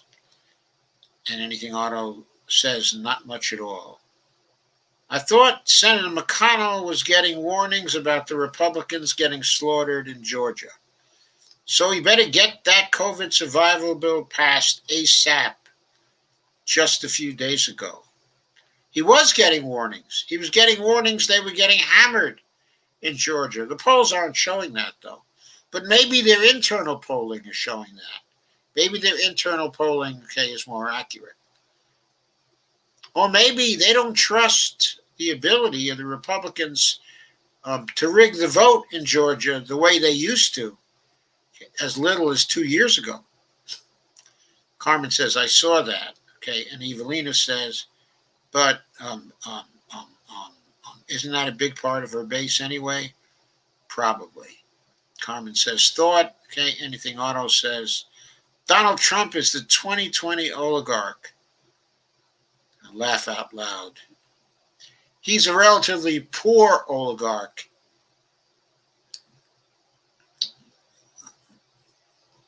Worth somewhere between, 4 billion and 9 billion. Evelina says, pathetic Dem campaign. Kay says, our revolution members are down there working with people. I know they are. Hope they're effective. Carmen says, because Democrats are too much like Republicans. Evelina says, but I believe they knew exactly what they were doing, wasn't an oversight. Evelina says, at least Republicans know what they stand for. Kay says, corporate Dems do what they always do, whether it wins or not, sadly. Yeah, they do what they always do, whether it wins or not, because you know why? Because so many of the corporate Democrats are in on the deal flow. The money is good, whether they win or not. A lot of them don't even care if they win anymore. What they care about is that the deal flow continue. They care about whether they can continue the fundraising or not. That's why We have to deny them the fundraising. Don't give funds to anybody who's taking any corporate money or any PAC money, okay, or anything like that. I mean, I kind of like Ossoff in Georgia and Warnock too, Georgia. I kind of like them both. But I have to say, they have enough money. If they don't win, it's not because you failed to send them in last-minute contributions to their campaigns. If they don't win, it's because they've been following the DNC national strategy in running. So it's on them at this point. If they want to win, they got to show they're for the people. They got to quit asking people for money right up to the last minute. They got to thank people, and then they got to show they're for the people by promising the right things. Kay says, you and me both, Carmen. Carmen says, Cheeto, Tweeto, damned autocorrect. Carmen says, just because establishment Democrats are complicit in oppressing the public doesn't mean voters should be complacent. Greg Mallard says, David Perdue's never had a town hall with the voters of Georgia. He refuses to debate Jon Ossoff. I know, because when he did debate Jon Ossoff directly confronted him and accused him of being a crook and cited chapter and verse, and Perdue was struck dumb. He thought, I'm never going to do that again. I'm never going to do that again. I can't defend myself. It's impossible. I can't say anything. Okay, and Kelly Loeffler takes similar positions. She just keeps saying, I'm not going to talk about that. I'm not going to talk about that. I'm not going to, every time she gets a question from the press. I want to talk about this. I want to talk about this. Kay says, but Nina's taking no corporate donations or PAC money here in Ohio. We'll see how that goes for her. I hope she wins. I'll be happy to make contributions to Nina. Happy. Steve says, me too, Kay. Carmen says, we need Nina in Congress more than ever. Greg says, we need Nina Turner to run for president in 2024. Maybe. We'll see who else is running for president, okay, in 2024. We certainly need her to run for president if the only one we have is Kamala Harris. Steve says, I'm sure Nina will win. Don't be sure. People have to start thinking differently, okay, if Nina is to win. They have to start thinking real. And Brad Durham says, you would think that would make Georgia voters suspicious. I don't see how he has received the votes he has. Kay says she has a website up to take personal donations. And Greg says Loeffler was never elected at all. She was installed by the fraud, by Brian Kemp. Yep. And Brad Durham says, sad part, I think that they see Republican beside the name and do not research the person. Of course, people have been doing that for years. Steve says, Doc, we're talking about Georgia here, enough said. I was talking about the whole country also when I was saying what people should do. I wasn't only talking about Georgia. Carmen says, whoever runs Open Secrets has some powerful backing because they've never been snuffed like the COVID scientist that was raided in Florida last week. Rebecca's her first name, can't think of her last name. I can't think of her last name either, but she was a really great piece of work, I thought. Really gutsy gal. Kay says, even if Georgia goes blue this time, who knows how long they will stay blue. Carmen says, Georgia is surprisingly conscious. Don't underestimate them. Greg says, Georgia voters are waking up, and we've seen presidential election level voting tallies for the runoffs. Yes, we have been seeing that thus far. Carmen says, yet another knife in the back to progressives from Schumer. Yes. Kay says, DNC hates AOC. Yep. And we hate them right back. Evelina says, ugh. Carmen says, here comes my anxiety snack attack. And Greg says, I just broke out my Fritos and queso dip. Carmen says, laugh out loud. I've got Fritos and salsa ready. Steve Wolfbrand says, bean dip is the best. Actually, avocado dip is pretty damn good. And hummus is pretty damn good too. And Evelina says, don't kill yourselves for them. Laugh out loud. Carmen says, Fritos at Aldi are only 79 cents, so I grab at least 4.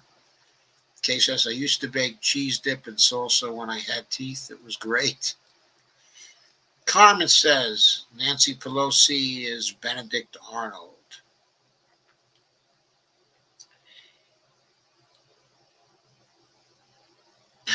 Find myself thinking about, what is the female for Benedict? Carmen says, oh, whatever historical betrayer she best fits. How about Tokyo? What was her name? Tokyo something or other in the Second World War. And Greg says,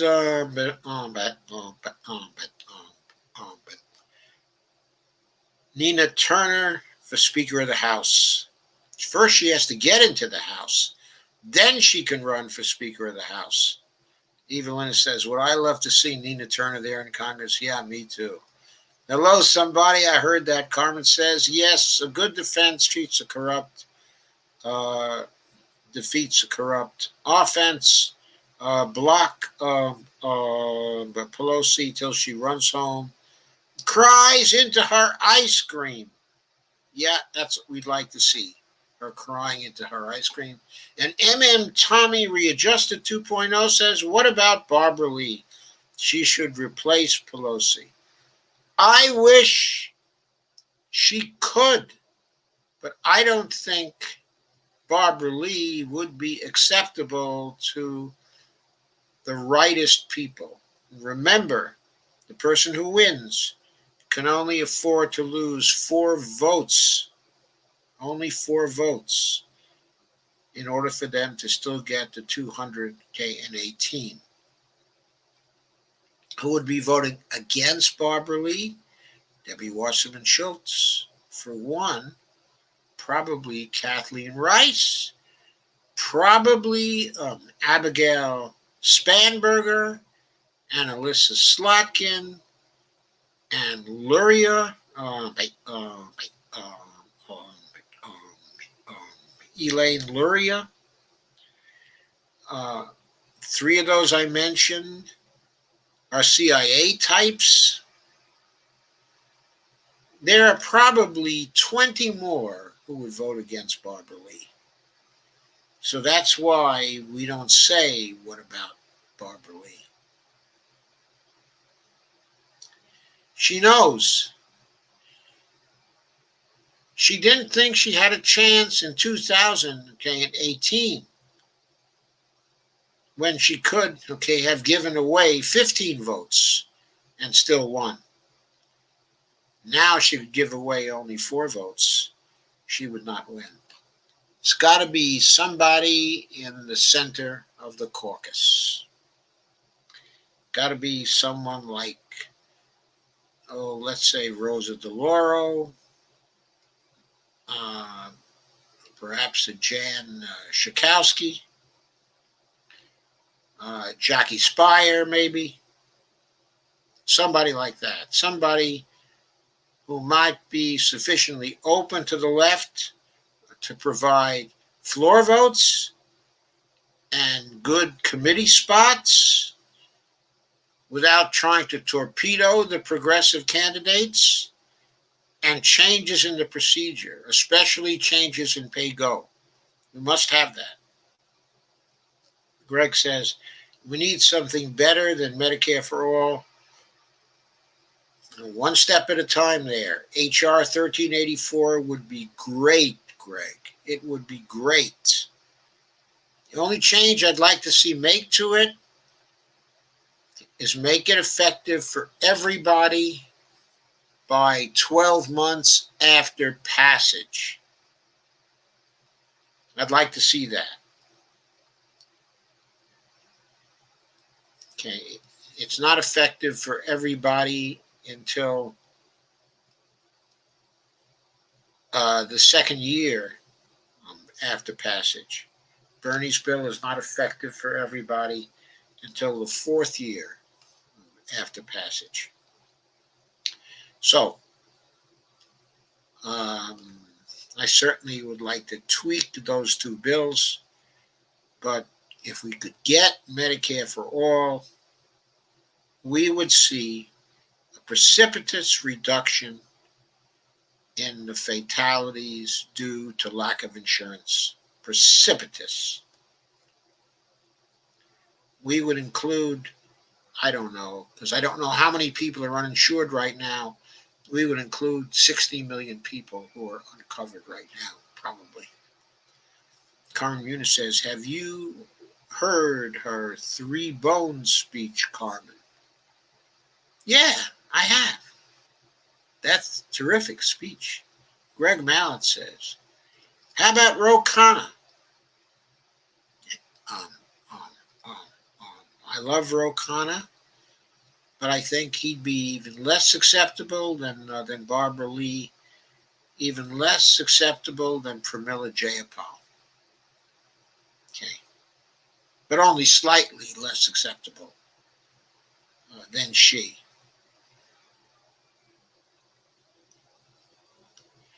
I think you need someone who's a Medicare for All supporter and has been from the get-go. Someone who's friendly to the Green New Deal. Someone, okay, who's in the center. Someone who fits the bill, though she's only been in Congress since, I think, 2016, is actually Debbie Dingell. She's been a Medicare for All supporter forever. Now, she was a supporter of Hillary Clinton, too, because over the years, she and her husband, okay, were very close to Hillary Clinton. But when it comes to Medicare for All, on that, she and Hillary Clinton parted ways.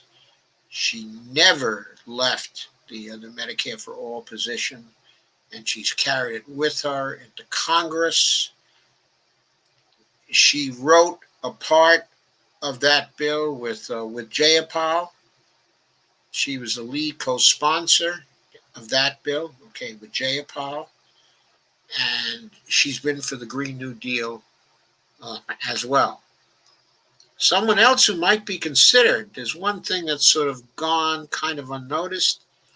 The assistant speaker selected by Nancy Pelosi this time around is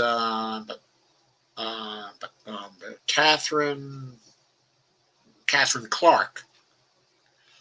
She's a Massachusetts Democrat who's been in, I believe, for 2 terms. I think this is her 3rd term. I think she was elected in 2016 as well. She was elected assistant speaker. She's a Green New Deal co-sponsor and a Medicare for All co-sponsor. And I think she's run in Massachusetts on those things. So she might be a sleeper. She might be someone who's acceptable to the problem solvers in the caucus and someone who would be acceptable to the squad. Steve says, I love Jimmy and Steph. So do I. Susan says, Cornel West also supports the Justice Democrats. Yes, Susan Eldridge, he does. Evelina Pont says, anything going on with Green New Deal? It's only the single most outstanding issue going forward. Well, Joe Biden will never say that he's for the Green New Deal, but he seems to be making some noises and doing some things favorable to the Green New Deal. The Haaland appointment to head up a department, of the Interior. Also the appointment, of Jennifer Granholm, the former governor, of Michigan. I don't know if she's ever said she's for the Green New Deal, but I think she's going to be very, very friendly to the Green New Deal.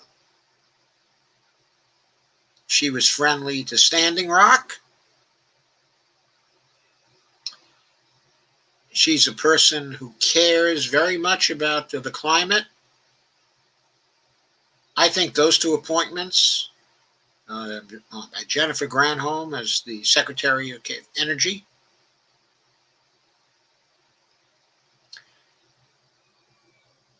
and Deborah Haaland for Department of Interior. Those were two great appointments by Joe Biden. Two great appointments. And also the Javier Becerra appointment for HHS Secretary. That's a pretty good one, too. He's been a supporter of Medicare for All since he started running for Congress. Goes back a long way with that. I don't think he's going to abandon it now. Evelina says, I can see Nancy Pelosi retiring in 2 years easy. I can too, but we can't wait 2 years. We need her to be retired now. Now. We need her whole leadership team to go. We need these committee assignments she has made to be no more. Her steering committee to be disbanded. We need that to be stopped right now. We need to have AOC get a committee spot on that committee, even if they have to expand the size of the committee. We need her on there now.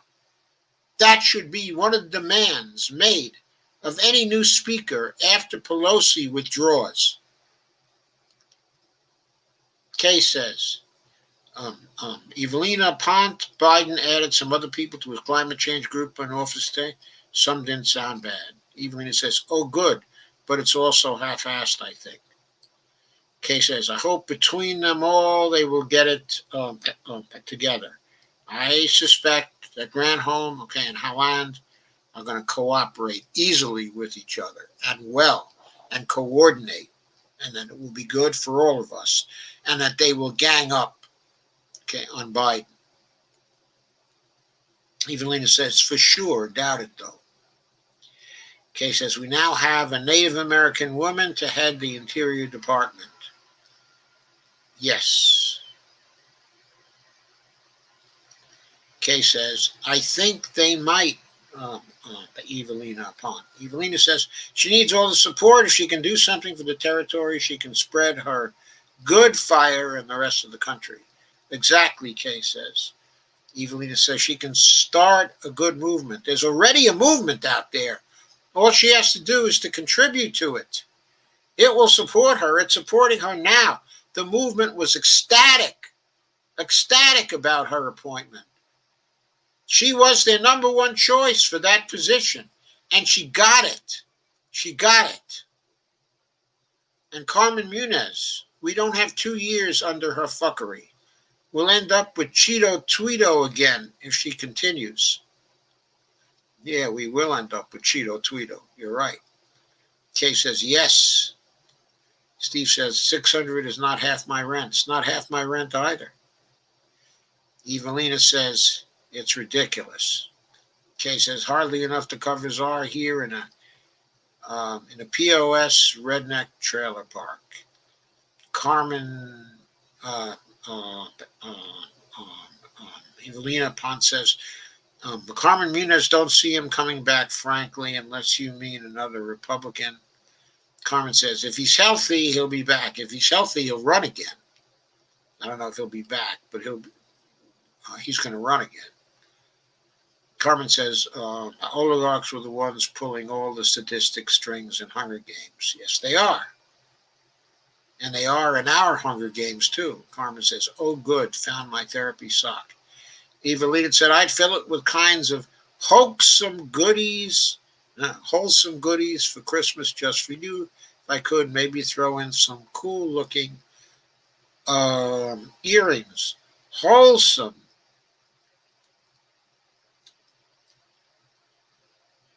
Kay says, how is the virus going down there? Evelina.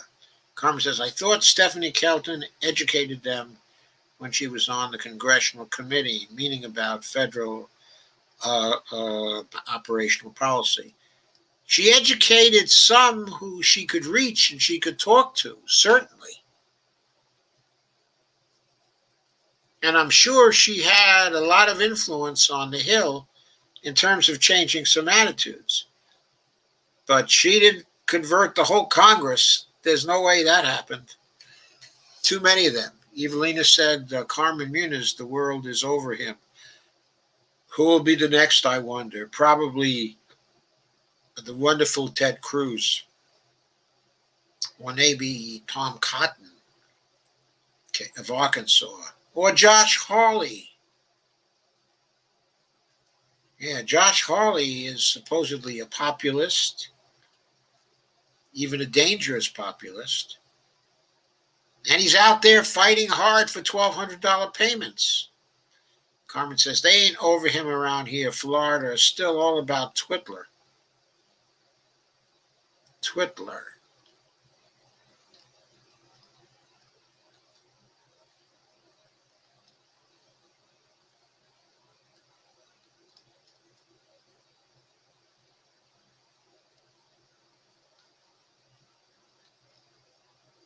Tokyo Rose, right, Tokyo Rose.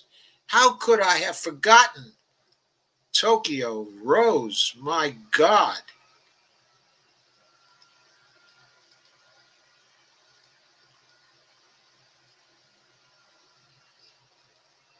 Sorry, folks, I scrolled too fast. I got to get back. Kay says, Carmen, they won't listen to anyone. Carmen says, they ain't over him around here. Florida is still all about Twitler. Evelyn says, our neighbor is fine. She had the symptoms that were mild. Kay says, how is it countrywide? I never see stats from there. Carmen says, the only answer, Kay, is money out of politics. I agree. Steve says, happy Festivest for the rest of us. Evelina says, basically on notice for safe distancing, masks, small gatherings. Some provinces lifting quarantine in January. Evelina says, the borders, okay, in Uruguay closed until mid-January. Haven't they been doing pretty well with the virus down there?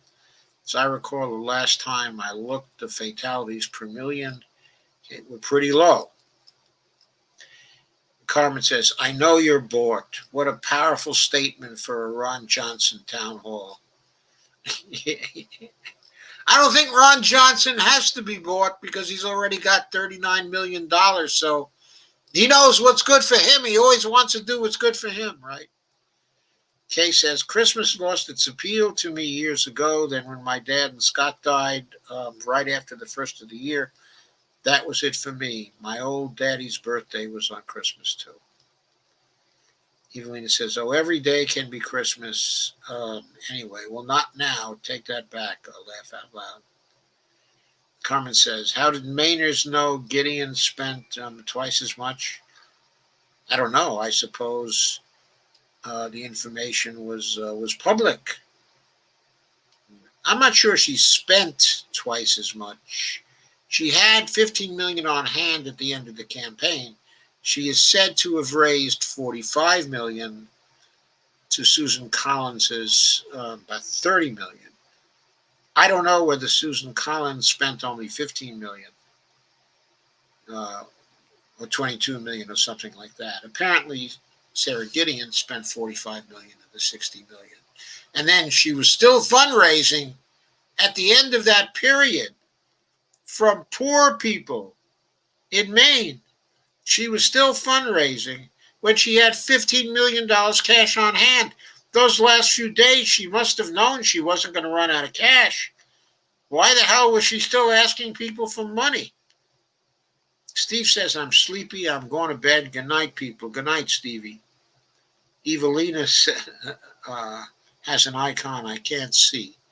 And Lana hates the clock. Well, Lana Dell hates the clock. Says, per douche. I like it. Hey, Lana, I think you missed when I was talking about our campaign here. Our campaign to replace Pelosi. Hashtag replace Pelosi. Carmen says, oh, little Chucky Schmucky. I'll remember that. Yeah. Howie Klein is the one who gave him that name. Howie Klein and little Chucky Schmucky went to the same high school in Brooklyn. So did Bernie Sanders. Kay says, I still miss my daddy after 35 years and miss Scott after 5 years this January. The two best friends I ever had. And so Dolores says, good night, Steve. Deborah Wilson says, late. Hi, Deb. Carmelina says, better an astronaut than a space cadet, meaning Adolf. And Rob Barr says, hey, Yoda. Hey, Rob. How you doing? I'm simultaneously streaming to Facebook and YouTube today, and the comment streams are being transparently merged. Isn't that nice? And Kay says, Biden sent out a plea for money for the Georgia Dems today. Yeah. Rob says, you like John Ossoff? Why, he's not in favor of Medicare, student debt elimination to fund the police and GND. What is there to like? He's a Republican. Well, I'm saying that I like him kind of as a candidate, that he's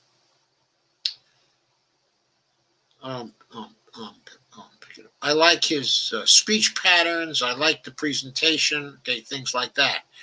I know he's not in favor of Medicare and student debt elimination and defunding the police, okay, and GND.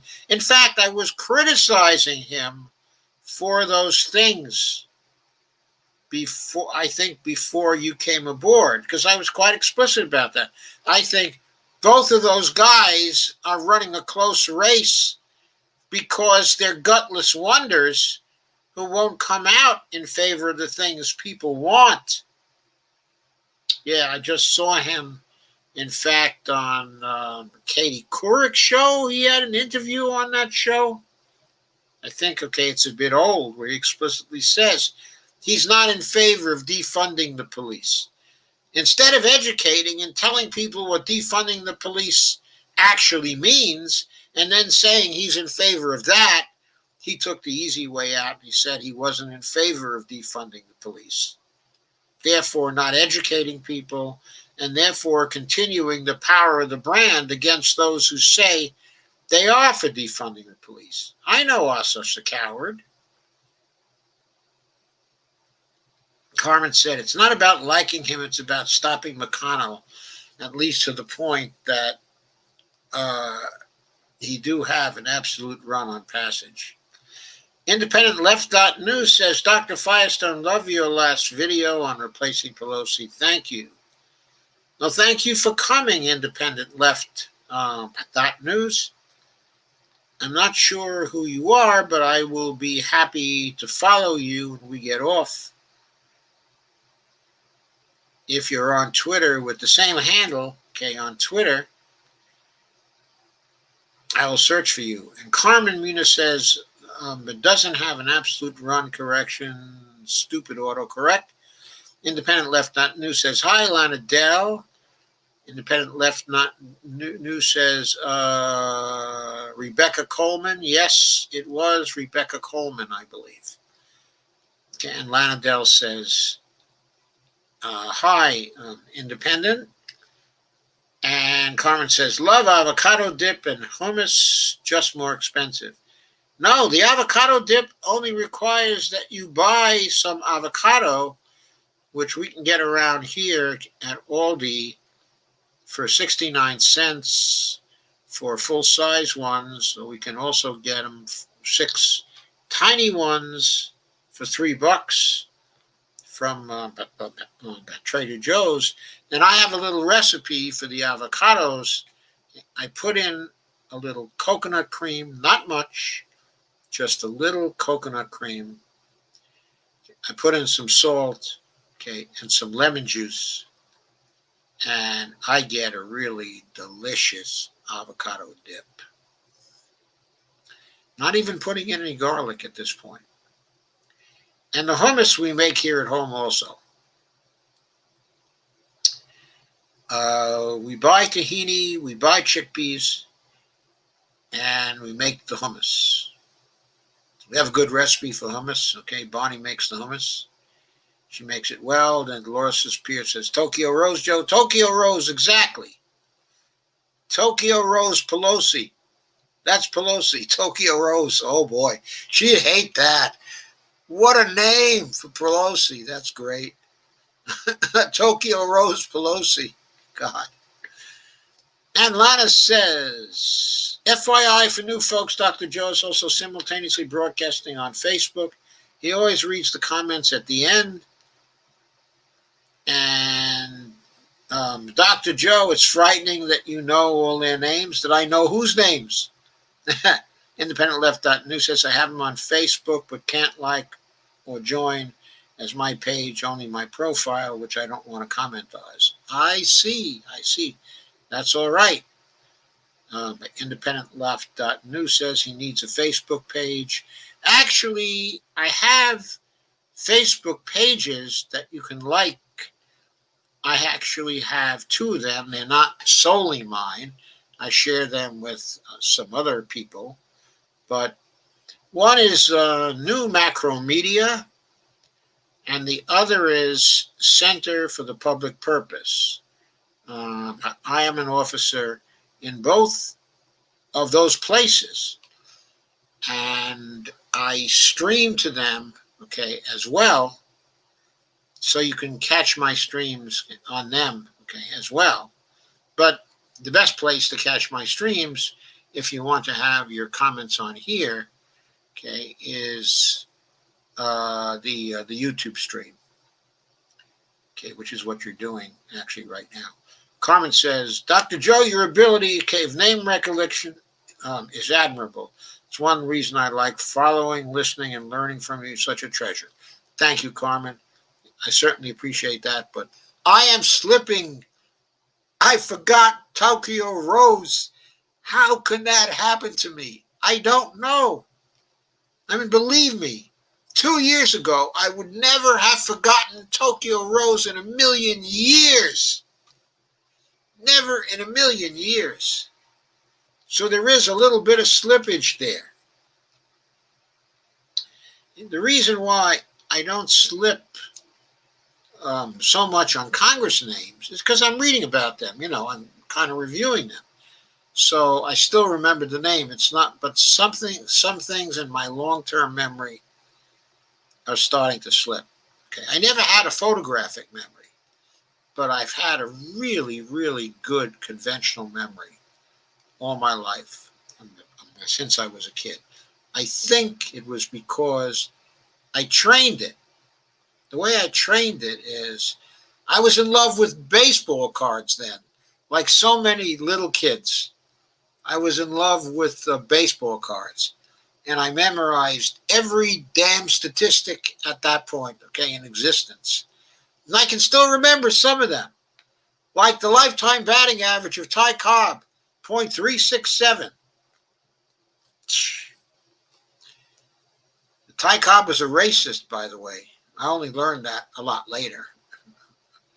And Rob Rivera says, what is with Bernie fighting for crumbs? All he's fighting for is the $1,200 checks.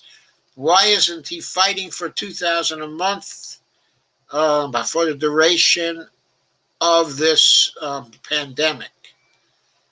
Because He failed to fight for $2,000 a month way back at the time of the CARES Act. I've always had the theory that he failed us on the CARES Act because he wasn't paying attention. He was still smarting from having to drop out of the race. And he was up in Vermont, basically nursing his wounds, and he wasn't involved in what was going on in D.C. at the time very much. He only picked up extremely late on it. And so he came in to fight for the $1,200 checks and for the plus up in unemployment of $600 a week. And I don't think it even occurred to him to go for $2,000 a month, okay, in income. And then once he set the expectations, once the expectation was, oh, there'll be another round of stimulus checks of $1,200 a week, and when they couldn't even get that, I don't think he had the spunk left to try for $2,000 a month. The only ones who have put in for that have been Rashida Tlaib and Pramila Jayapal in the Automatic Boost to Communities Act, the ABC Act. Bernie should have picked up on that, and he did not do so. Carmen Muniz says, who has 4 years when living with cancer and COVID after effects? I don't know. Was Trump actually living with cancer? I mean, are we talking about a particular person here, Trump? Rob says, what are all these so-called progressives in Congress so weak? Why are they so weak? Because there are so few of them, and because they're getting so little support, actually, from the public. They've become stronger lately when the alternative media has gotten a lot more important, and their ability to fundraise is getting a lot stronger too. They get the impression that people support them more now, so they are stronger. They're stronger now, but if you were around and paying attention in 2010, Rob, I mean, it was terrible. It was terrible. The low levels of support that were there at that time for progressives. I mean, the only ones out there were basically Bernie Sanders. Okay, there was Alan Grayson. He was constantly folding. Okay, and Dennis Kucinich, who everybody thought was crazy. And that was it. That was it. Poor Dennis out there all alone. There was Dennis in the House. There was Bernie in the Senate. Okay, and that was Alan Grayson making great attacks on the Republicans and then folding to Nancy Pelosi all the time. Carmen says, my thoughts as well, where she's getting all this incrementalism from. He did the same crap with the $15 per hour. Yeah, he did. He came out for $15 per hour. How many years has it been now? It's been like 2014, 2013. He came out for $15 an hour. It's 7 years later. Why isn't he at $20 an hour now or $22 an hour? Kay says, but Debbie Dingell is good. Yeah, Debbie Dingell is good. Yeah, the Dingells have always been good. One of the most progressive members of the House from 1960 on for years and years and years and years was John Dingell. Debbie Dingell's husband, who was the longest serving congressperson in history, I believe. Even longer serving than John Conyers. I think John Dingell was originally elected in something like 1958. And he quit in like 2014. Something like that. Okay, and that's when Debbie took over his seat. And he died soon after that. He was 27 years older than Debbie Dingell. She was married to him for something like 38 years. That's an amazing story there. And Lana Dell hates the clock, coming in from YouTube, says, I just checked on Debbie Dingell. She's from the Michigan 12th. Yes, she is. Independent Left.News says she was married to John Dingell. Yeah. And Catherine Clark from the Massachusetts 5th. The reason why Debbie Dingell, I think, is a possible choice is that she and Nancy Pelosi are probably good friends. And I think that if Nancy Pelosi had to withdraw and she had to support, she had to choose among who to support, she'd probably have a number of people she'd be okay with. And one of those people would probably be Debbie Dingell. And another one of those people would probably be Catherine Clark, because she's already selected Catherine Clark as an assistant speaker. Now, I'm pretty sure Debbie Dingell has good relations with Jayapal and with Ocasio-Cortez and with some of the other members of the squad. Debbie Dingell could be everybody's choice. She might get it, especially if people are looking at a transitional person. Okay, because Debbie is fairly advanced now. She's in her 60s, I think, good ways into her 60s. So they'd probably think, well, she's not going to be there forever. This might be a factor if people are looking for a transitional figure. I don't think anybody wants a leader who's going to be there for as long as Pelosi has been leading the Democratic Party. And Carmen says, Biden has grandchildren. He better start making some noise for the GND. He has a lot of grandchildren, I think, doesn't he? He has more grandchildren than I have anyway. And Lana Dell says, I knew that sounded familiar. I can't remember why, though. And Independent Left says, Becerra stopped supporting Medicare for All around 2013. Well, yeah, because he was supporting Obama. But I think, remember, there was a provision in the Affordable Care Act where it was possible to give waivers to states to still get the support they would normally get under the Affordable Care Act, but use the money for Medicare for All. I kind of think Javier Becerra would be in favor of that. If California came to him, his old state, and said, we want a waiver for Medicare for All, I think, as Secretary of HHS, he would grant that waiver. And Lana says, John Dingell died in February of 2019. Yeah, something like that. He was well into his 90s by that time. Tulsi Gabbard just called for a bill repealing the Patriot Act. She introduced a bill repealing the Patriot Act whole, all parts of it. Independent Left.News said, you and Steve converted me, by the way. Steve Grumbine and me, you mean. Steve Wolfbrand is not who you're talking about here, right? Independent Left.News says,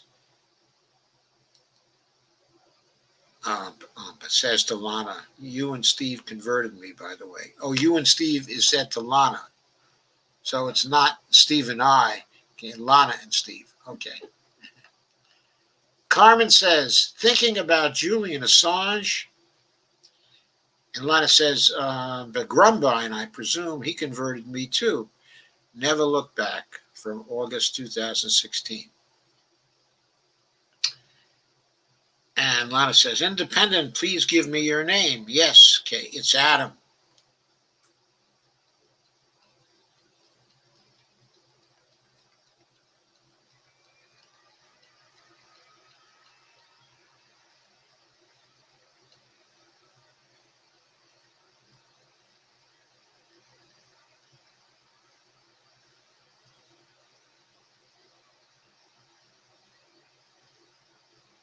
says, but I like to stay anonymous to focus on the streamer's content. And IndependentLeft.news says, I feature RP in action on my news site regularly. And Rob says, so far what I'm seeing is nothing but a big tech dystopian future. I feel like we had one chance left to turn this around because of all the election fraud. There's no hope, especially now it's all been revealed how much Democrats are in bed with big tech and loves their fascist ways with censorship, surveillance, and their monopoly power. I think once big tech gets their entire infrastructure in place, there's truly no way of turning this back. The proof is when the inquiry to break up. Carmen says, don't give in to defeatism.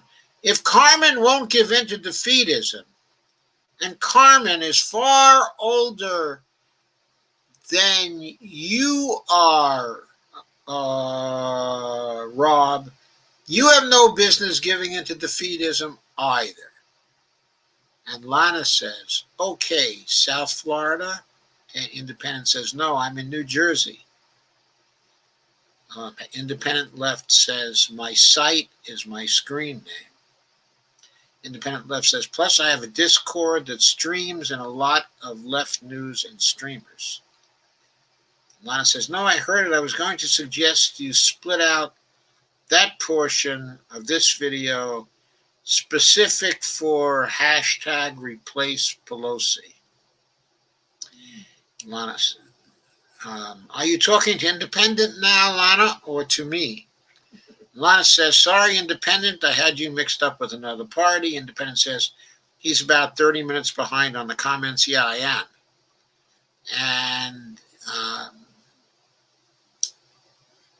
at Indie Left News, at Ind Left News is my handle. Just followed you today. Thank you, Independent. Carmen says, thank you, Independent Left News, for giving Rebecca's last name. You rock. And Carmen says, Tokyo Thorn Pelosi. Carmen says, hashtag Tokyo Rose Pelosi, kind of catchy, could trend. And Lana says, Tokyo Rose. Yeah, she gives the icon for Rose. Tokyo Rose. Rob said, what is Tokyo Rose? But Tokyo Rose was a voice on the radio coming from Japan who would speak to the American troops on islands in the Pacific when the troops were island hopping towards Japan, getting closer and closer. Tokyo Rose would try to dishearten them with her messages over a period of time.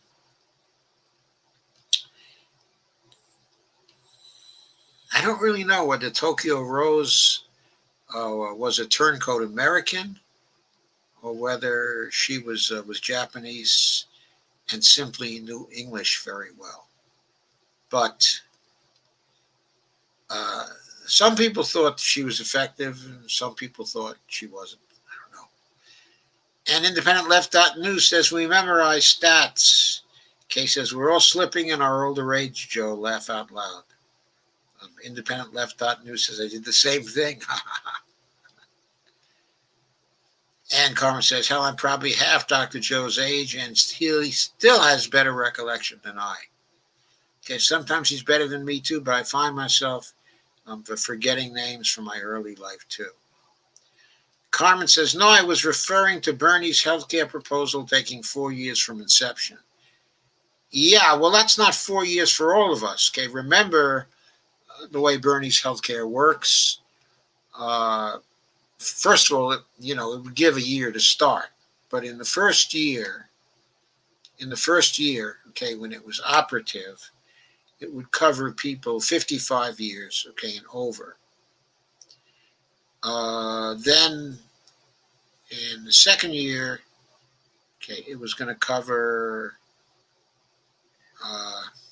oh, I forget, I think it was going to be 45 and over, and then 35 and over, and then it was going to cover everybody in the fourth year. I guess it was 55 and over for Bernie, and 18K and and younger would be covered in the first year. Okay. And Jayapal's the first year would be 18 and under, I believe, 55K and over, and the second year, everybody would be covered, if I recall correctly. So she had everybody on it in the second year. Okay, says Kucinich made Cleveland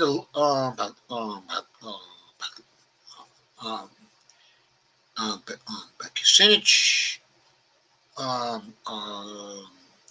actually made Cleveland a place that was livable again as the boy mayor, and now they have ruined it again. Yeah, he became the mayor of Cleveland when he was what? Was he 24 years old or 22 years old or 19 years old? It was some outrageously young age. And he was the mayor of Cleveland quite a long time, got a lot done. Carmen Yunus says, Dingle bells, dingle all the way. Sorry, couldn't resist. That's a pretty good hashtag. But Dingell for speaker. Debbie Dingell. I wouldn't want to say that, though, until I knew she was acceptable to the squad. Rob said, I can't believe it took a jag-off comedian in his garage not only exposed how weak these progressives, but also exposed all of these so-called progressive shows, how fake they really are. Ellis was right in calling his progressives nothing more than orphan politics. They were never really concerned with actually getting meaningful policy passed, but more concerned with just keeping busy by appearing to just fight. Lana says, we better make sure we tag Dingell and Clark on Twitter. Hashtag replace Pelosi. I would advise that we don't tag them on Twitter, Lana. Our function in this should not be to come out for replacements before Pelosi, because there are going to be a million people out for different people. Our task is to get Pelosi blocked and then leave it to the caucus to fight over who is going to be the replacement. If we support anybody, it should only be support at the end for that person. If we have any weight at all by then, and I don't exaggerate our weight, I think we're starting off this campaign. If we're successful, the squad will take it up, and they will block her. After that, it's up to other people. We have too little influence to really impact the situation. All we can hope is for Replace Pelosi to go viral and for the squad then to take it up and to really resist and make sure that neither she, nor any member of her team, with the possible exception, of Catherine Clark, gets to be speaker. Because that team, Hakeem Jeffries, but Debbie Wasserman Schultz, who I think still has a position somewhere, on that particular team, Jim Clyburn, Steny Hoyer, they all have to go. And Pelosi, of course. Kay says, that death was how Dingell found out how screwed up the Medicare system is, but now that it has gone for profit. She said so. Now, she might have said that, but John Dingell was always for Medicare for all. Right from the beginning, he was for extending Medicare to everybody. For decades, he was for that.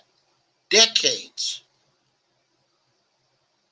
He was there when Ted Kennedy was trying to get Medicare for all during the 1970s.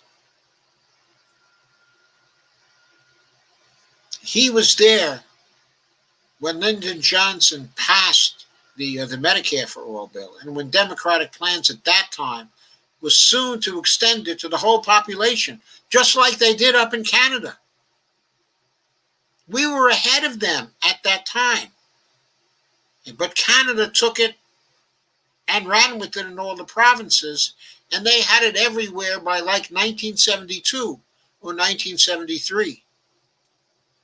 And we got screwed up because of the Vietnam War. It screwed up everything at that time. There was a terrible cost for the Vietnam War. And one of the costs was not getting Medicare for All back then. And we've forgotten that. Today, we have forgotten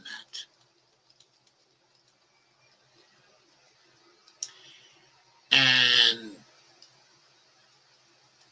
Carmen says, 2 things I know for sure. What you do comes back to you, and the older you get, the more compassion and consideration you learn. Okay, and at least progressive don't start from a money-only conditioned circumstance. Carmen says, I'm 38. Independent Left.News says, no, that was to you. To me?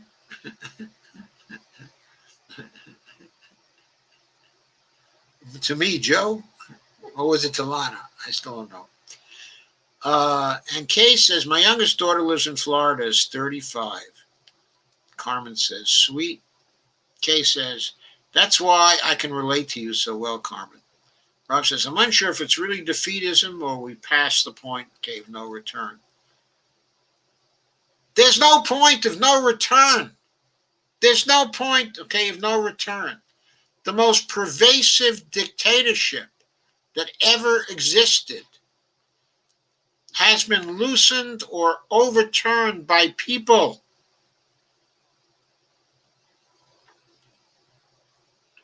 There is no point in defeatism.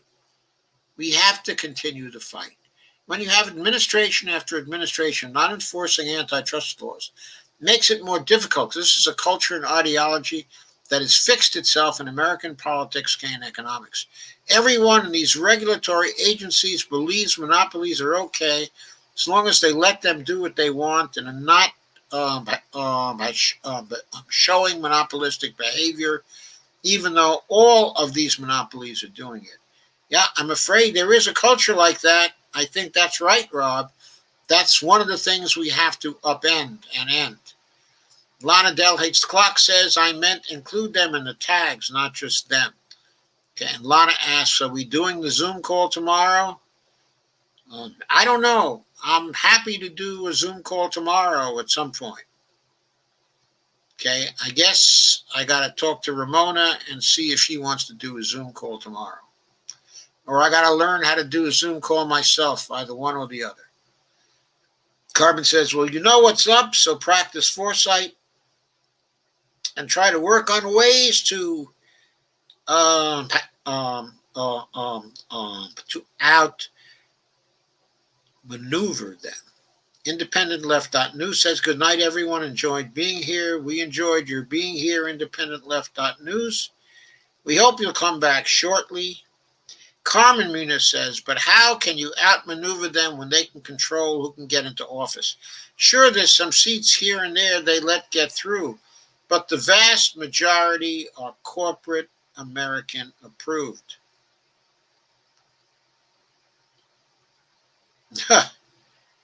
Well, you can outmaneuver them by not just using the electoral system, by using mass movements.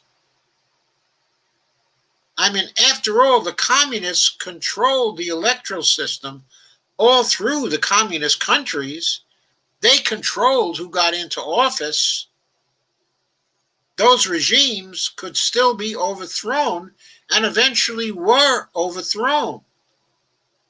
The internals of the oligarchies become weak over a period of time because there's a problem of trust in them. And eventually the oligarchs fall to manipulating each other and to fighting each other. And they become weak and detached from the mass support they had, okay, at one point.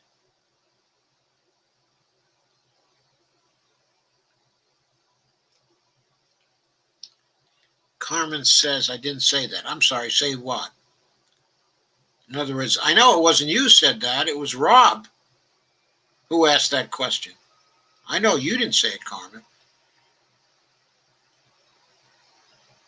It was Rob who was addressing that to you,